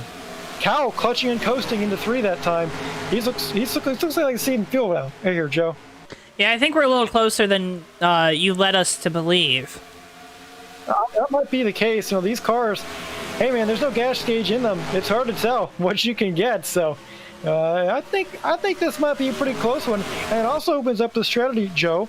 If we wanted to split this last run in half and perhaps short pit, get fresher tires on there, run as fast as you can both runs instead of saving and going slower for the whole one. I don't know if I like that. As we saw, and I'm turning it back to Barber last week with IndyCar, the guys that did the two-stop strategy, they ended up being the ones that won the race. Yeah, those other guys were a little bit quicker, right? Because they had the fresher tires and they were able to go, the fuel mapping and whatnot. But here at Rockingham, you don't have any of that. You can't turn up the ratio. You can't change your fuel mapping. You don't have a different compounded tires that you maybe put on that are a little bit quicker for the last 25, 20 laps. I think if we don't get a yellow, knock on wood, of course, those crew chiefs down there on pit road are telling these drivers, you have what you have, you got what you got, you're not coming back down here to my pit box. No, Joe, that's a good point. I think you're right, certainly, and you might be. But man, I'll tell you what, the crazier things have happened in racing, not just on this broadcast, but certainly in the USORL specifically. So we'll have to see what these guys do. Wouldn't be surprised if we just get guys staying out to the end, but like I said, crazier things have happened. Hey, last race of the regular season. Again, I point to that fuel mileage win for Sean Whitehill. That completely changed the outlook on these players. A really fast car, Garrett Sidner, it looked like he was going to be on the outside looking in, and then Trey Coleman in the 8 car withdrew his entry to the Playoofs this year due to some scheduling concerns that they had for Saturday nights with the left turn ink. But, man, this could really shake things up. That maybe a guy that we weren't thinking, that we weren't penciling in for that round of 10 spot, saves enough fuel and makes it to the end and steals a win here at Rockingham. Well, either way, here comes Jeff Dixon catching up to Cal Lovell. He's been consistently marching towards the front these past couple laps, cutting that time down, and now that 15 car reaping what he sowed, and sowing he did. Good tire savings. Good tire savings there. Ingram back there in 4th. He's a little further back, but it looks like he's maybe making up some ground on these leaders. Dixon, though, like you said, he's just going to have to try to find a way around the 12. He also doesn't want to make a move that's maybe going to use up his tires a little bit too much, because we know the 75 of Hazard's running there right behind him, running comparable lap times so far. So, man, you're just... Oh! Hard hit off of turn 2. It's Zach Krastowski. Oh! DJ Harris into the 1, and that's going to be a yellow. Well, Joe, this changes everything. All that strategy, all the fuel, throw it out the window. I love it when we waste our words. They had us talking strategy for the last 10, 15 laps, and there it goes. There goes all the strategy. Now it's going to be, you're going to come get 4 tires. You're going to make that last adjustment. Let's see what happens here with Zach. It looks like he's going to get loose through the center of the corner. That one car is going to go around. Yeah, hard hit into the outside wall. Oh, Mikey, nowhere to go, makes contact engine to engine. And then DJ Harris, big contact, nowhere to go with that 66. He committed to that bottom, makes contact with the 1 of Zach Krastowski, and Krastowski now limping back to pit road.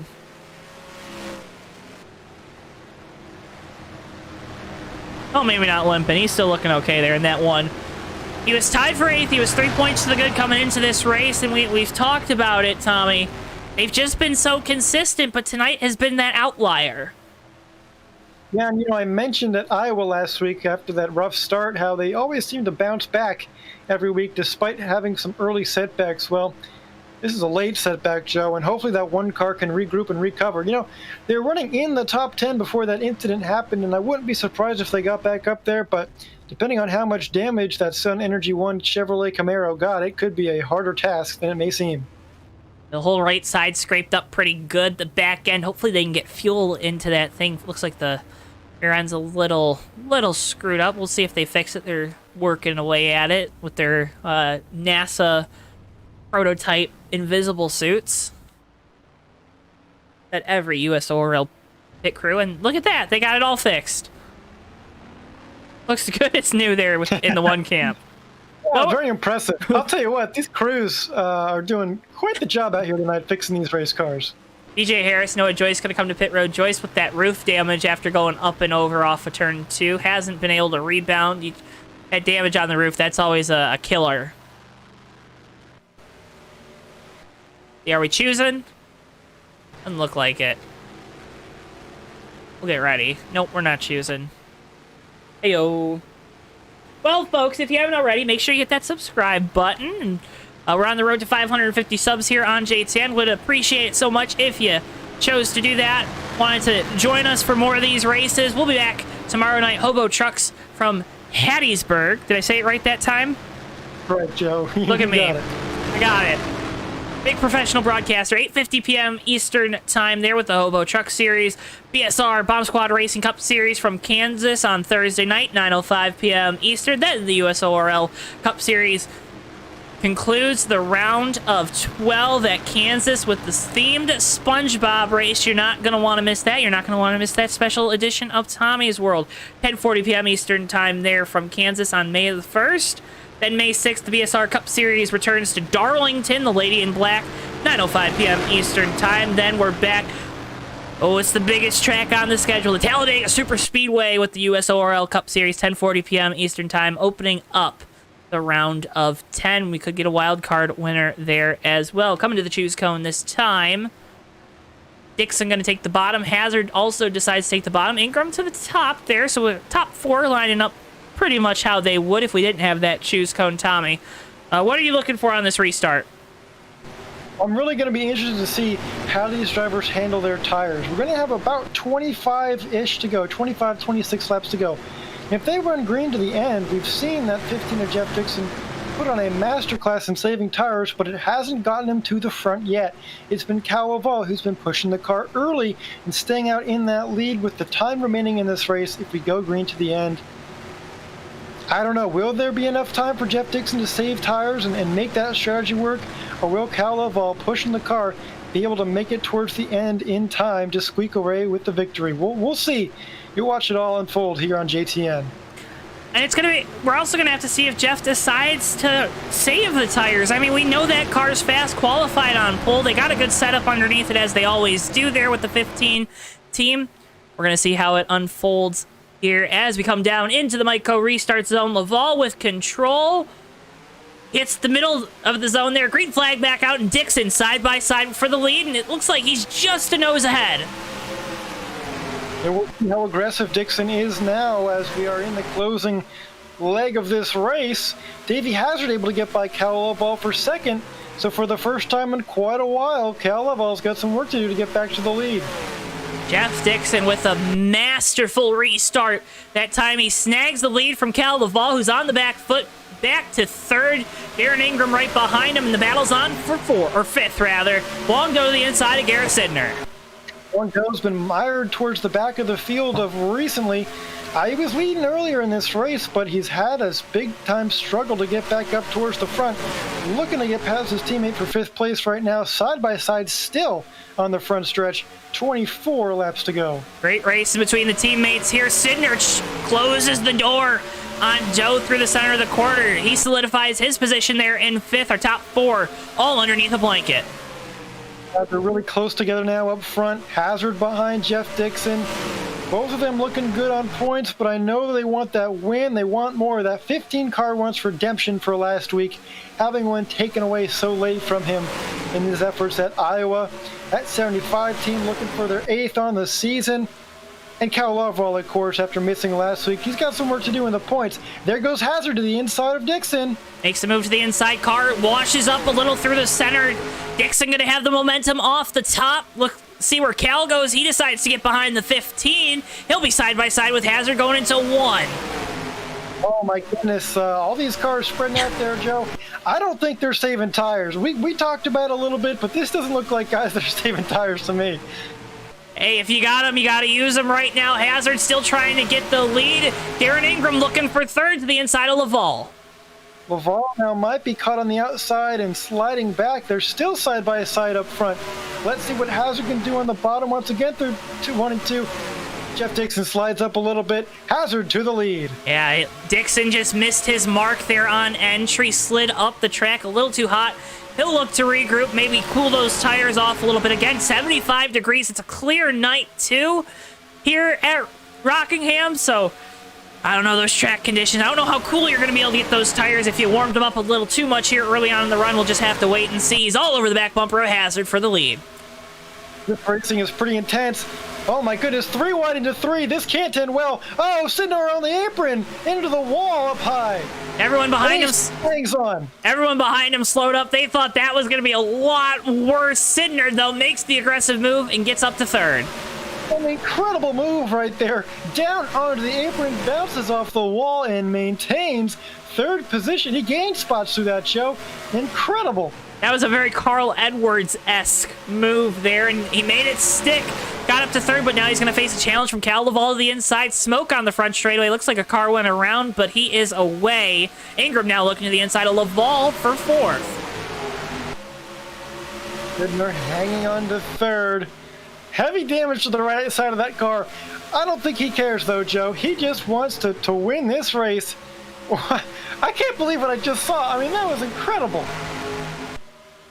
Oh, Mikey Murata in the wall off of turn 4. Yeah, I mean, when we talk about full send, I think that's the definition of full send. Just sent it down there 3 wide in the corner, hit the apron, and that's what caused him to go up and hit that wall, right? But my, oh my, now all over the back bumper of the 15 of Dixon.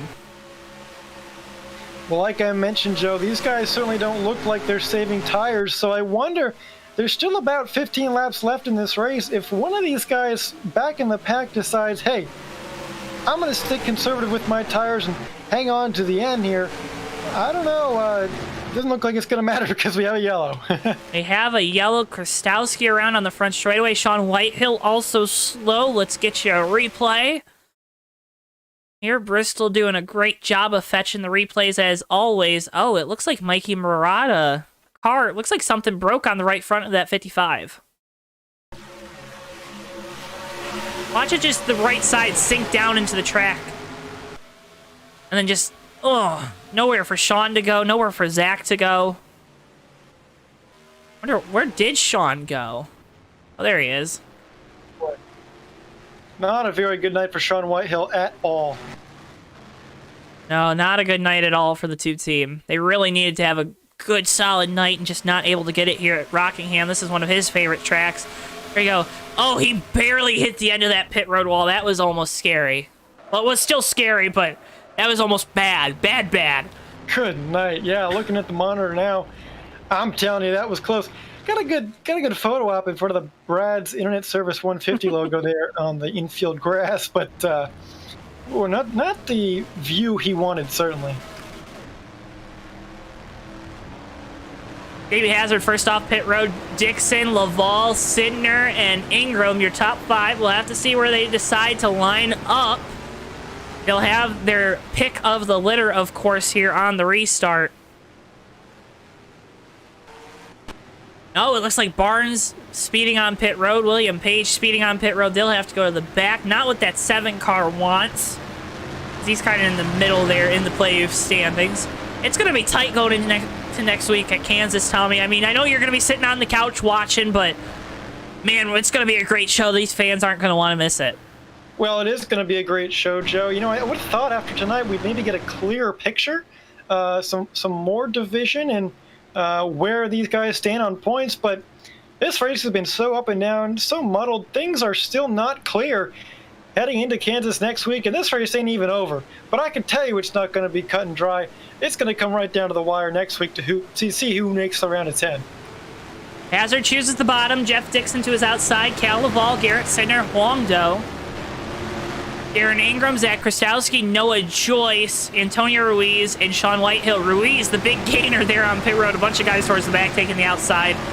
Getting ready to go back. Green flag racing, just over 10 laps to go, Tommy. It's, oh boy.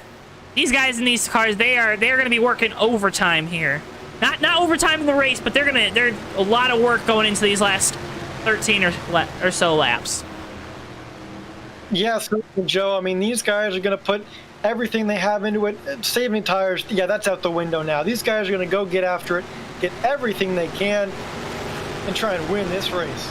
Some of them might have threw a little bit of tape on the grill as well. We know everyone's a little loose. That's going to loosen up these cars just that bit more. We'll have to see what happens. Hazard with control for the first time of a restart. Down into the restart zone we go. Green flag once again at Rockingham. A great restart for the 75, and Laval to the inside of Dixon. That was a superhero restart for Davey Hazard. Dixon has had good restarts on the outside line all night long. That was not one of them. He's being swallowed up by the pack now. Huang Do looking to his inside. It's going to clear him down into 3. Just. Do hits the apron. A scary moment there. Sidner, teammate to the outside. Darren Ingram right behind him. Looking to the outside of that 54 now for position. Up front, Davey Hazard right on his tails. Cal Lovell, who's led a good portion of this race. He's looking high, looking low, trying to figure out where he wants to make his move around this 75 car, if he can. You see he's going to try to cross him up here off the corner. Hazard keeps it good on the bottom. The 12 all over the back bumper of the 75, coming to 11 to go. Setting up to be a classic here at Rockingham. One of those good Rockingham finishes I talked about in Tommy's World. We might see another one here tonight. Lovell exiting turn 2 a little bit higher than Hazard. We'll see how that pays dividends later in the run, maybe on tires. I think he's trying to find a way to get a run off of these corners, Tommy. He's looking to the inside of Hazard now, all over the back bumper, as we come to your favorite portion of the race. That's right, it's the TWB 10 to go. And on behalf of TWB, I'd like to advertise Garden Lights Direct. Hey, from porches to patios and more for all your outdoor lighting needs, visit GardenLightsDirect.com. That's your TWB 10 to go. There's Jeff Dixon on the inside of Cal Lovell. This is for second place right here. Dixon has had a really fast car as well. Side by side into 1. Davey Hazard now on his own in the lead. Hazard loving what he's seeing behind him. But those two guys battling for position. Dixon trying to make it work, trying to make his way around the 12 of Laval. They're still side by side down the back straightaway. This is good news for Davey Hazard. He likes seeing this. Oh, and looks like Dixon's going to clear himself right in front of that 12 car. He was close off of 4, but now they're single file here. Jeff Dixon and Davey Hazard, they might be coming down to finish another one of these races side by side. Ooh, Cal Lovell a little high off the turn 2. Sidner is going to be looking to the inside. Sidner was battling there with Ingram through 1 and 2. Got a little momentum, hit the apron there, caused a little bit of a checkup behind that 16 car. All kinds of damage on the right side, but he's still got great speed behind the wheel of that Toyota. And winding down about even lap times for these top 2. Hazard leading Dixon by about 2.5 tenths of a second. Winding down the laps, going to be 6 to go this time by. And it's a chess match right now, right? If you're Dixon, you don't want to show everything you got unless you can get a really clear run at this 75. If you're Davey Hazard in the 75, I mean, you don't want to show him. You don't want to show him your weakness, right? You're really trying to just click off good, consistent laps, going for win number 8. Dixon going for win number 3 on the year. 5 laps to go this time by. One thing I've noticed, Hazard is entering turn 3 a little bit higher than Dixon. There's about half a groove there. And if Dixon's close enough, that might turn into a full one later in this race. These cars right now, Joe, like I said, no tire savings right here. They're giving it everything they got. Who's got the best piece of machinery underneath them, and who's the best driver? Right now, Hazard in the lead. The lead staying about even, running some good lap times up front. Darren Ingram just made a pass. He moves up into the 4th position again, trying to solidify his spot going into next week at Kansas. Tommy, I'm starting to shake. It's getting good here at the end of this one. And we've got playoff drivers 1 through 7 right, and 1 through 8. Make that 1 through 10. All remaining chase drivers in this race are in the top 10, including Sean Whitehill, who has found himself back into the top 10 after a pretty tumultuous race thus far. 3 laps to go. It's still Davey Hazard out in front. Jeff Dixon in pursuit. Cal Lovell falling off just a little bit. Maybe saving his tires for a final push. Well, maybe he's going to see something happen here between the 75 and 15. You saw the replay in the intro of the Chicagoland finish between these two. Maybe we're setting up for that. Hazard hit the apron, and he's going to wash up Dixon to the inside, coming down the back straightaway. Mistake, and Hazard trying to clear himself in front of Dixon into 3 this time. That's going to allow Cal Lovell to get close, Joe. It's going to be a crazy one. White flag, 1 lap to go. One final time here at the Rock. Hazard trying to hold off Dixon. Dixon qualified on the pole this week, last week. Dominated last week. William Page in the wall in turns 1 and 2. Dixon trying to get a run down the back straightaway. He's going to have to send it down here into 3 and 4. Get a good run off the corner. Coming through turns 3 and 4. Dixon with momentum on the outside. Not going to have enough. And Davey Hazard punches his ticket to the round of 10. How about that? Davey Hazard, Mr. Saturday Night, pulls off another victory. That's his 8th on the season. And Joe, what did we talk about earlier in this race? How un-Davey-like he started this thing. And yet, he finishes like we're used to.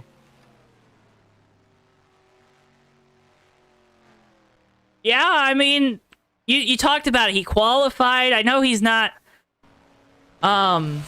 too comfortable with this racetrack, and it's definitely not one of his favorites, but getting a victory, maybe that his tone will change here at Rockingham. He's going to burn it down for these fans, a great group of fans here in Rockingham, North Carolina after this one. Hazard punches his ticket to the round of 10. It's going to make Kansas just that much easier for the 75 team. Burn it down, David Hazard.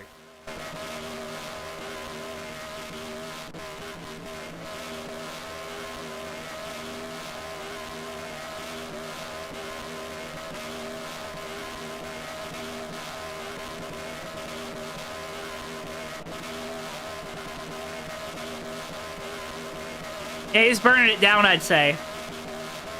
Oh yeah, absolutely. Yeah, that's a good one right there. He's had enough practice this season, certainly.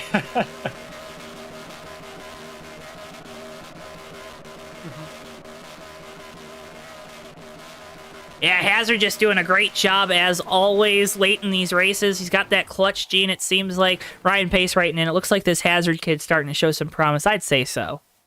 Absolutely. And one heck of a burnout, too. I'll tell you, those fans getting their money's worth out here tonight. They saw a fantastic race and a great finish as well. Move on to our post-race coverage. We're going to be talking with our our fourth, third, and then first place driver, because we know that 15 team, they don't have a microphone. So we'll try to get a written statement from their PR people. But Tommy, what a race. We saw tire wear, we saw short runs, long runs, we saw a little bit of everything. This racetrack has a little bit of everything for every race fan. Absolutely. We saw a lot of guys have great comebacks too tonight, dealing with early incidents, damage to their race cars, coming back to get good finishes. And one of them was the guy who I'm about to bring in right now, Darren Ingram, who finished 4th tonight. Boy, you know what, Joe? He's getting awfully familiar with this broadcast booth.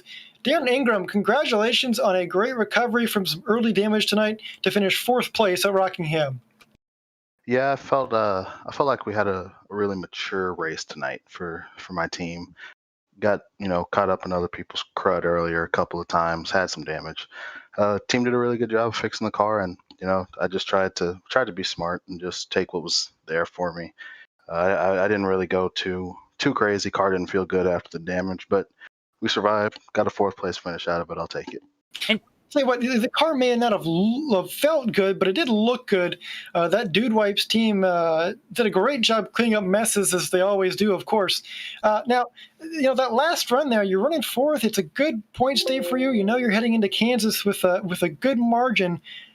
Talk to us about Kansas. Is that a racetrack you're comfortable with? Do you think you can make your way to the round of 10 next week?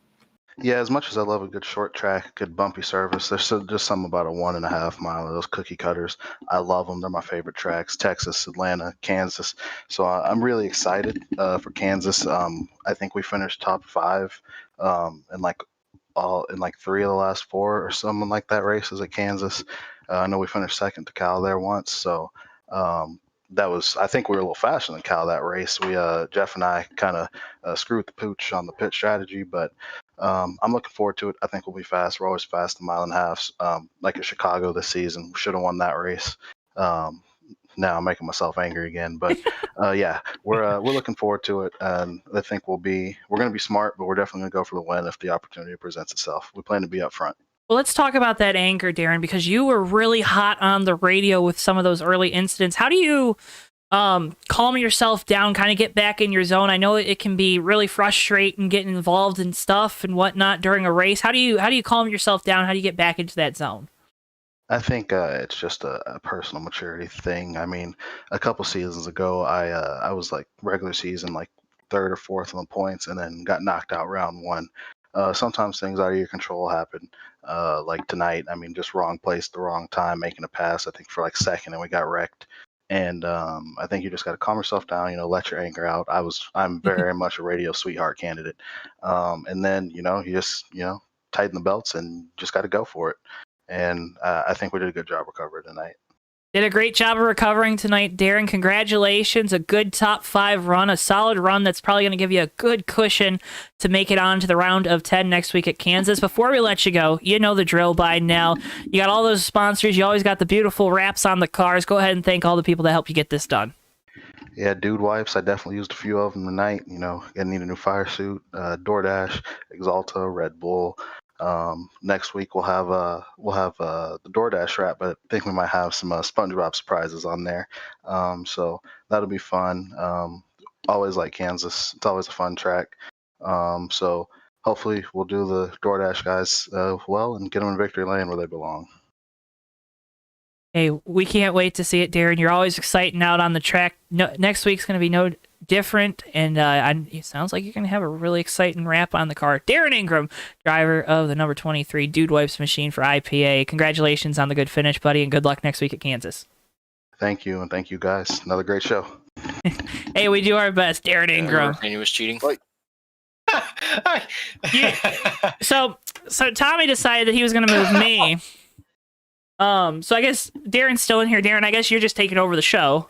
Yeah. I'm fine with it. I think I got the personality for it. I'm pretty entertaining, am I not? Oh, you're always entertaining, Darren. Thanks for taking the time to talk with us after this one. No Take problem. 2. Here we go. That was Darren Ingram, ladies and gentlemen. Our fourth place finisher tonight.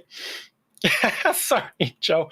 Let's try and move somebody in that's the right person now this time too. We're gonna talk to Cal Lovell here real quick. Let's just get him in here and forget that whole thing happened. Third place finisher tonight, led the most laps tonight, the UPS Ford of Cal Lovell. Welcome to the booth, Cal. Hello, Tommy Bordeaux. Cal Lovell. This is Cal Lovell. I got that correct? I got you. Yeah. All right. You're sponsored by Cal and Lovell, if I'm reading this right. United Parcel Service in the Henry Ford Mustangio. Is that correct? Yes, I think so. Okay. Just checking we got the right guy. Cal, you had a fantastic race tonight, led 83 laps. You missed last week at Iowa. You came in only 1 point to the good. And after this third place finish, you got to be feeling really confident going into one of your better tracks next week at Kansas, especially with now a little bit more of a cushion. Yes. Hello, Joe Toyansky. That's not how you say it, but please answer the question. Wait, there was a question? There was. How do you feel going into next week at Kansas after a good run tonight? Pretty good. Man, folks at home, let's tell you about Cal. Cal used to be such a boring interview, and then we called him out for it. And he's worked with his PR person. He's done such a fantastic job of getting a little livelier up here in the booth, showing that personality. He's a little camera shy, I think is what it is. My PR person is Mr. Thomas Bordeaux. Yeah, that's him. He's a pretty good PR person, so I got to thank him. He let me know about it. That's good. I think he might actually be like a distant cousin of Tommy, maybe. Oh, really? Yeah, I think so. Small world. Well, I got his number if you need it. Okay. Should I say it out right now? Well, it's okay. It's a good thing this isn't a train racing league because we'd be well off the rails by this point. Cal, bring it back to reality. You got a 12-point gap to the cut line next week at Kansas, a track that I know you love.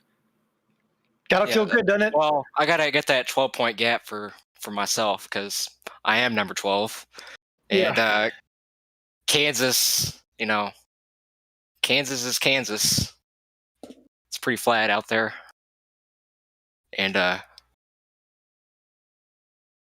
well, There's banking on the track though, so it's not flat on the banking. Are you gonna be singing? Are you gonna be saying like, "There's no place like home. There's no place like home"? Well, Kentucky's my home, so no. Okay. Well, you know.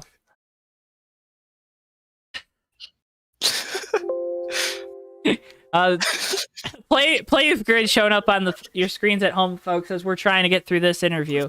Try it, man. Sometimes It's a process. it's a process. Cal, why did you guys miss last week?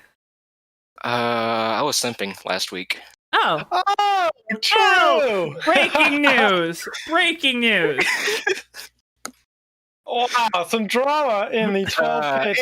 Anyways, yeah. Before things get too crazy up here, because they already have really at this point. But before you thankfully leave the booth, anyone you want to thank beforehand? I gotta thank you, That's surprising. Thomas Bordeaux, my PR person. I gotta thank JoeTow There we go. for broadcasting.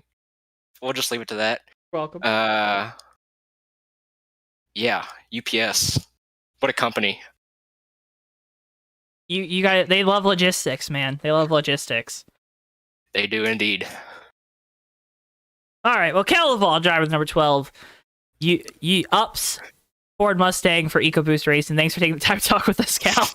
Yeah, no problem. Trust Thank me, you. the pleasure was all ours. All right, there goes Cal. So finally, now we get to move on to Davey Hazard.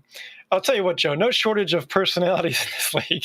No shortage whatsoever. No shortage of good-looking wraps on these cars too. Which you're going to see some great wraps next week in the SpongeBob race at Kansas. I am looking forward to that. And one of the cars that is consistently one of my favorite ones of the season is the shoe car, driven by this man, Davey Hazard.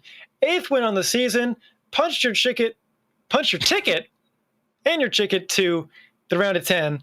Congratulations. How do you feel? Feeling really good. I didn't think I was going to win that one. I'm pretty happy about that. Coming off an off week for me. Missed the last one. It's good. It's good to be back in the winner's circle, bud. Well, I'll tell you what. Joe and I were talking about it. This race, right off the bat, before the green flag even fell, wasn't a typical Davey Hazard race. You qualified. Yeah, explain that decision, because that is a mind-boggler. I needed the practice. That lap before I wrecked my second lap, I needed the practice real bad. I don't know if you saw, but I didn't get up higher than 8th on the board all night. Basically, that was about where I was stagnating. I ran 9th in the race for about half of it, so that was just me trying to get the extra practice laps I needed. Well, you had plenty of practice. You've had plenty of practice leading these races throughout this year.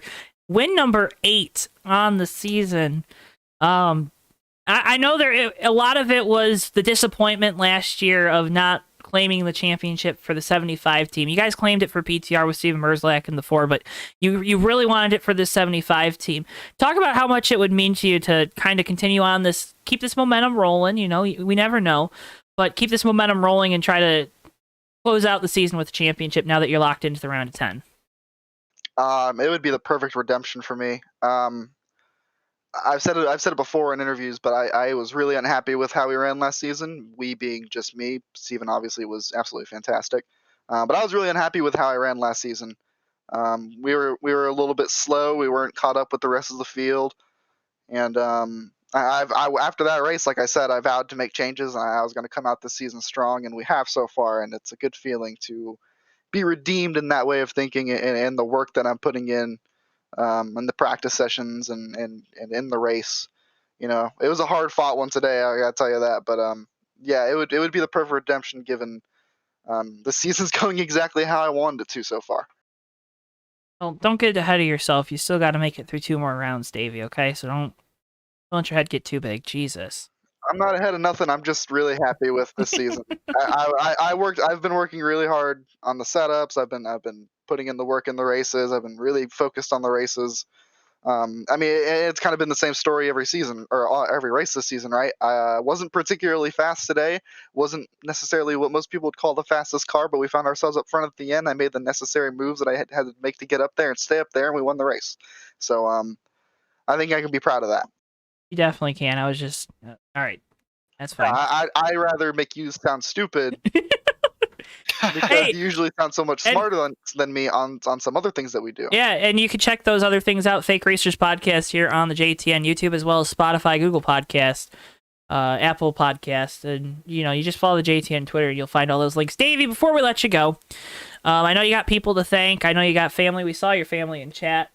Good. Love them, by the way. Thanks, Davey's parents. Go ahead and thank all the people at home, all the sponsors, whatever you got, buddy. Floor is yours. Every single person that knows me that sat down and watched this race, even for a little bit tonight or right now, thank you very much. I love you very much. You guys are the best. Every single one of you. USORL guys for putting on it was a little rough at the beginning, but we had a good race. The admins for putting in work.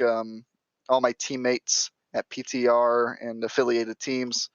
You guys for probably putting on a great broadcast. As always, I'll watch it back later. Give it a like. Everyone else, because I'm going to be doing it. I'll watch it back later, and I'll probably be impressed as usual. Yeah, so that's really it.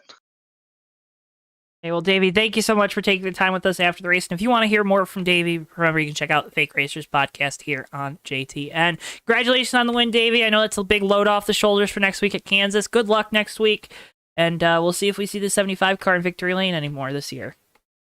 Thanks, guys. Appreciate you both.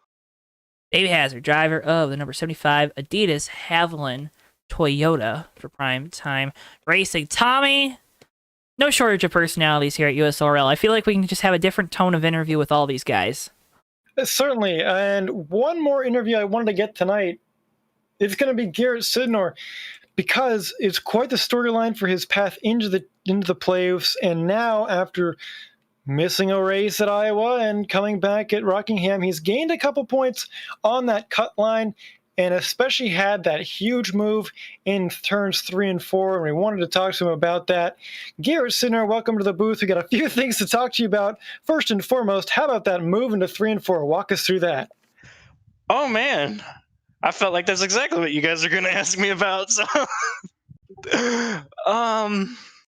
how do I put this in the best way possible? I'm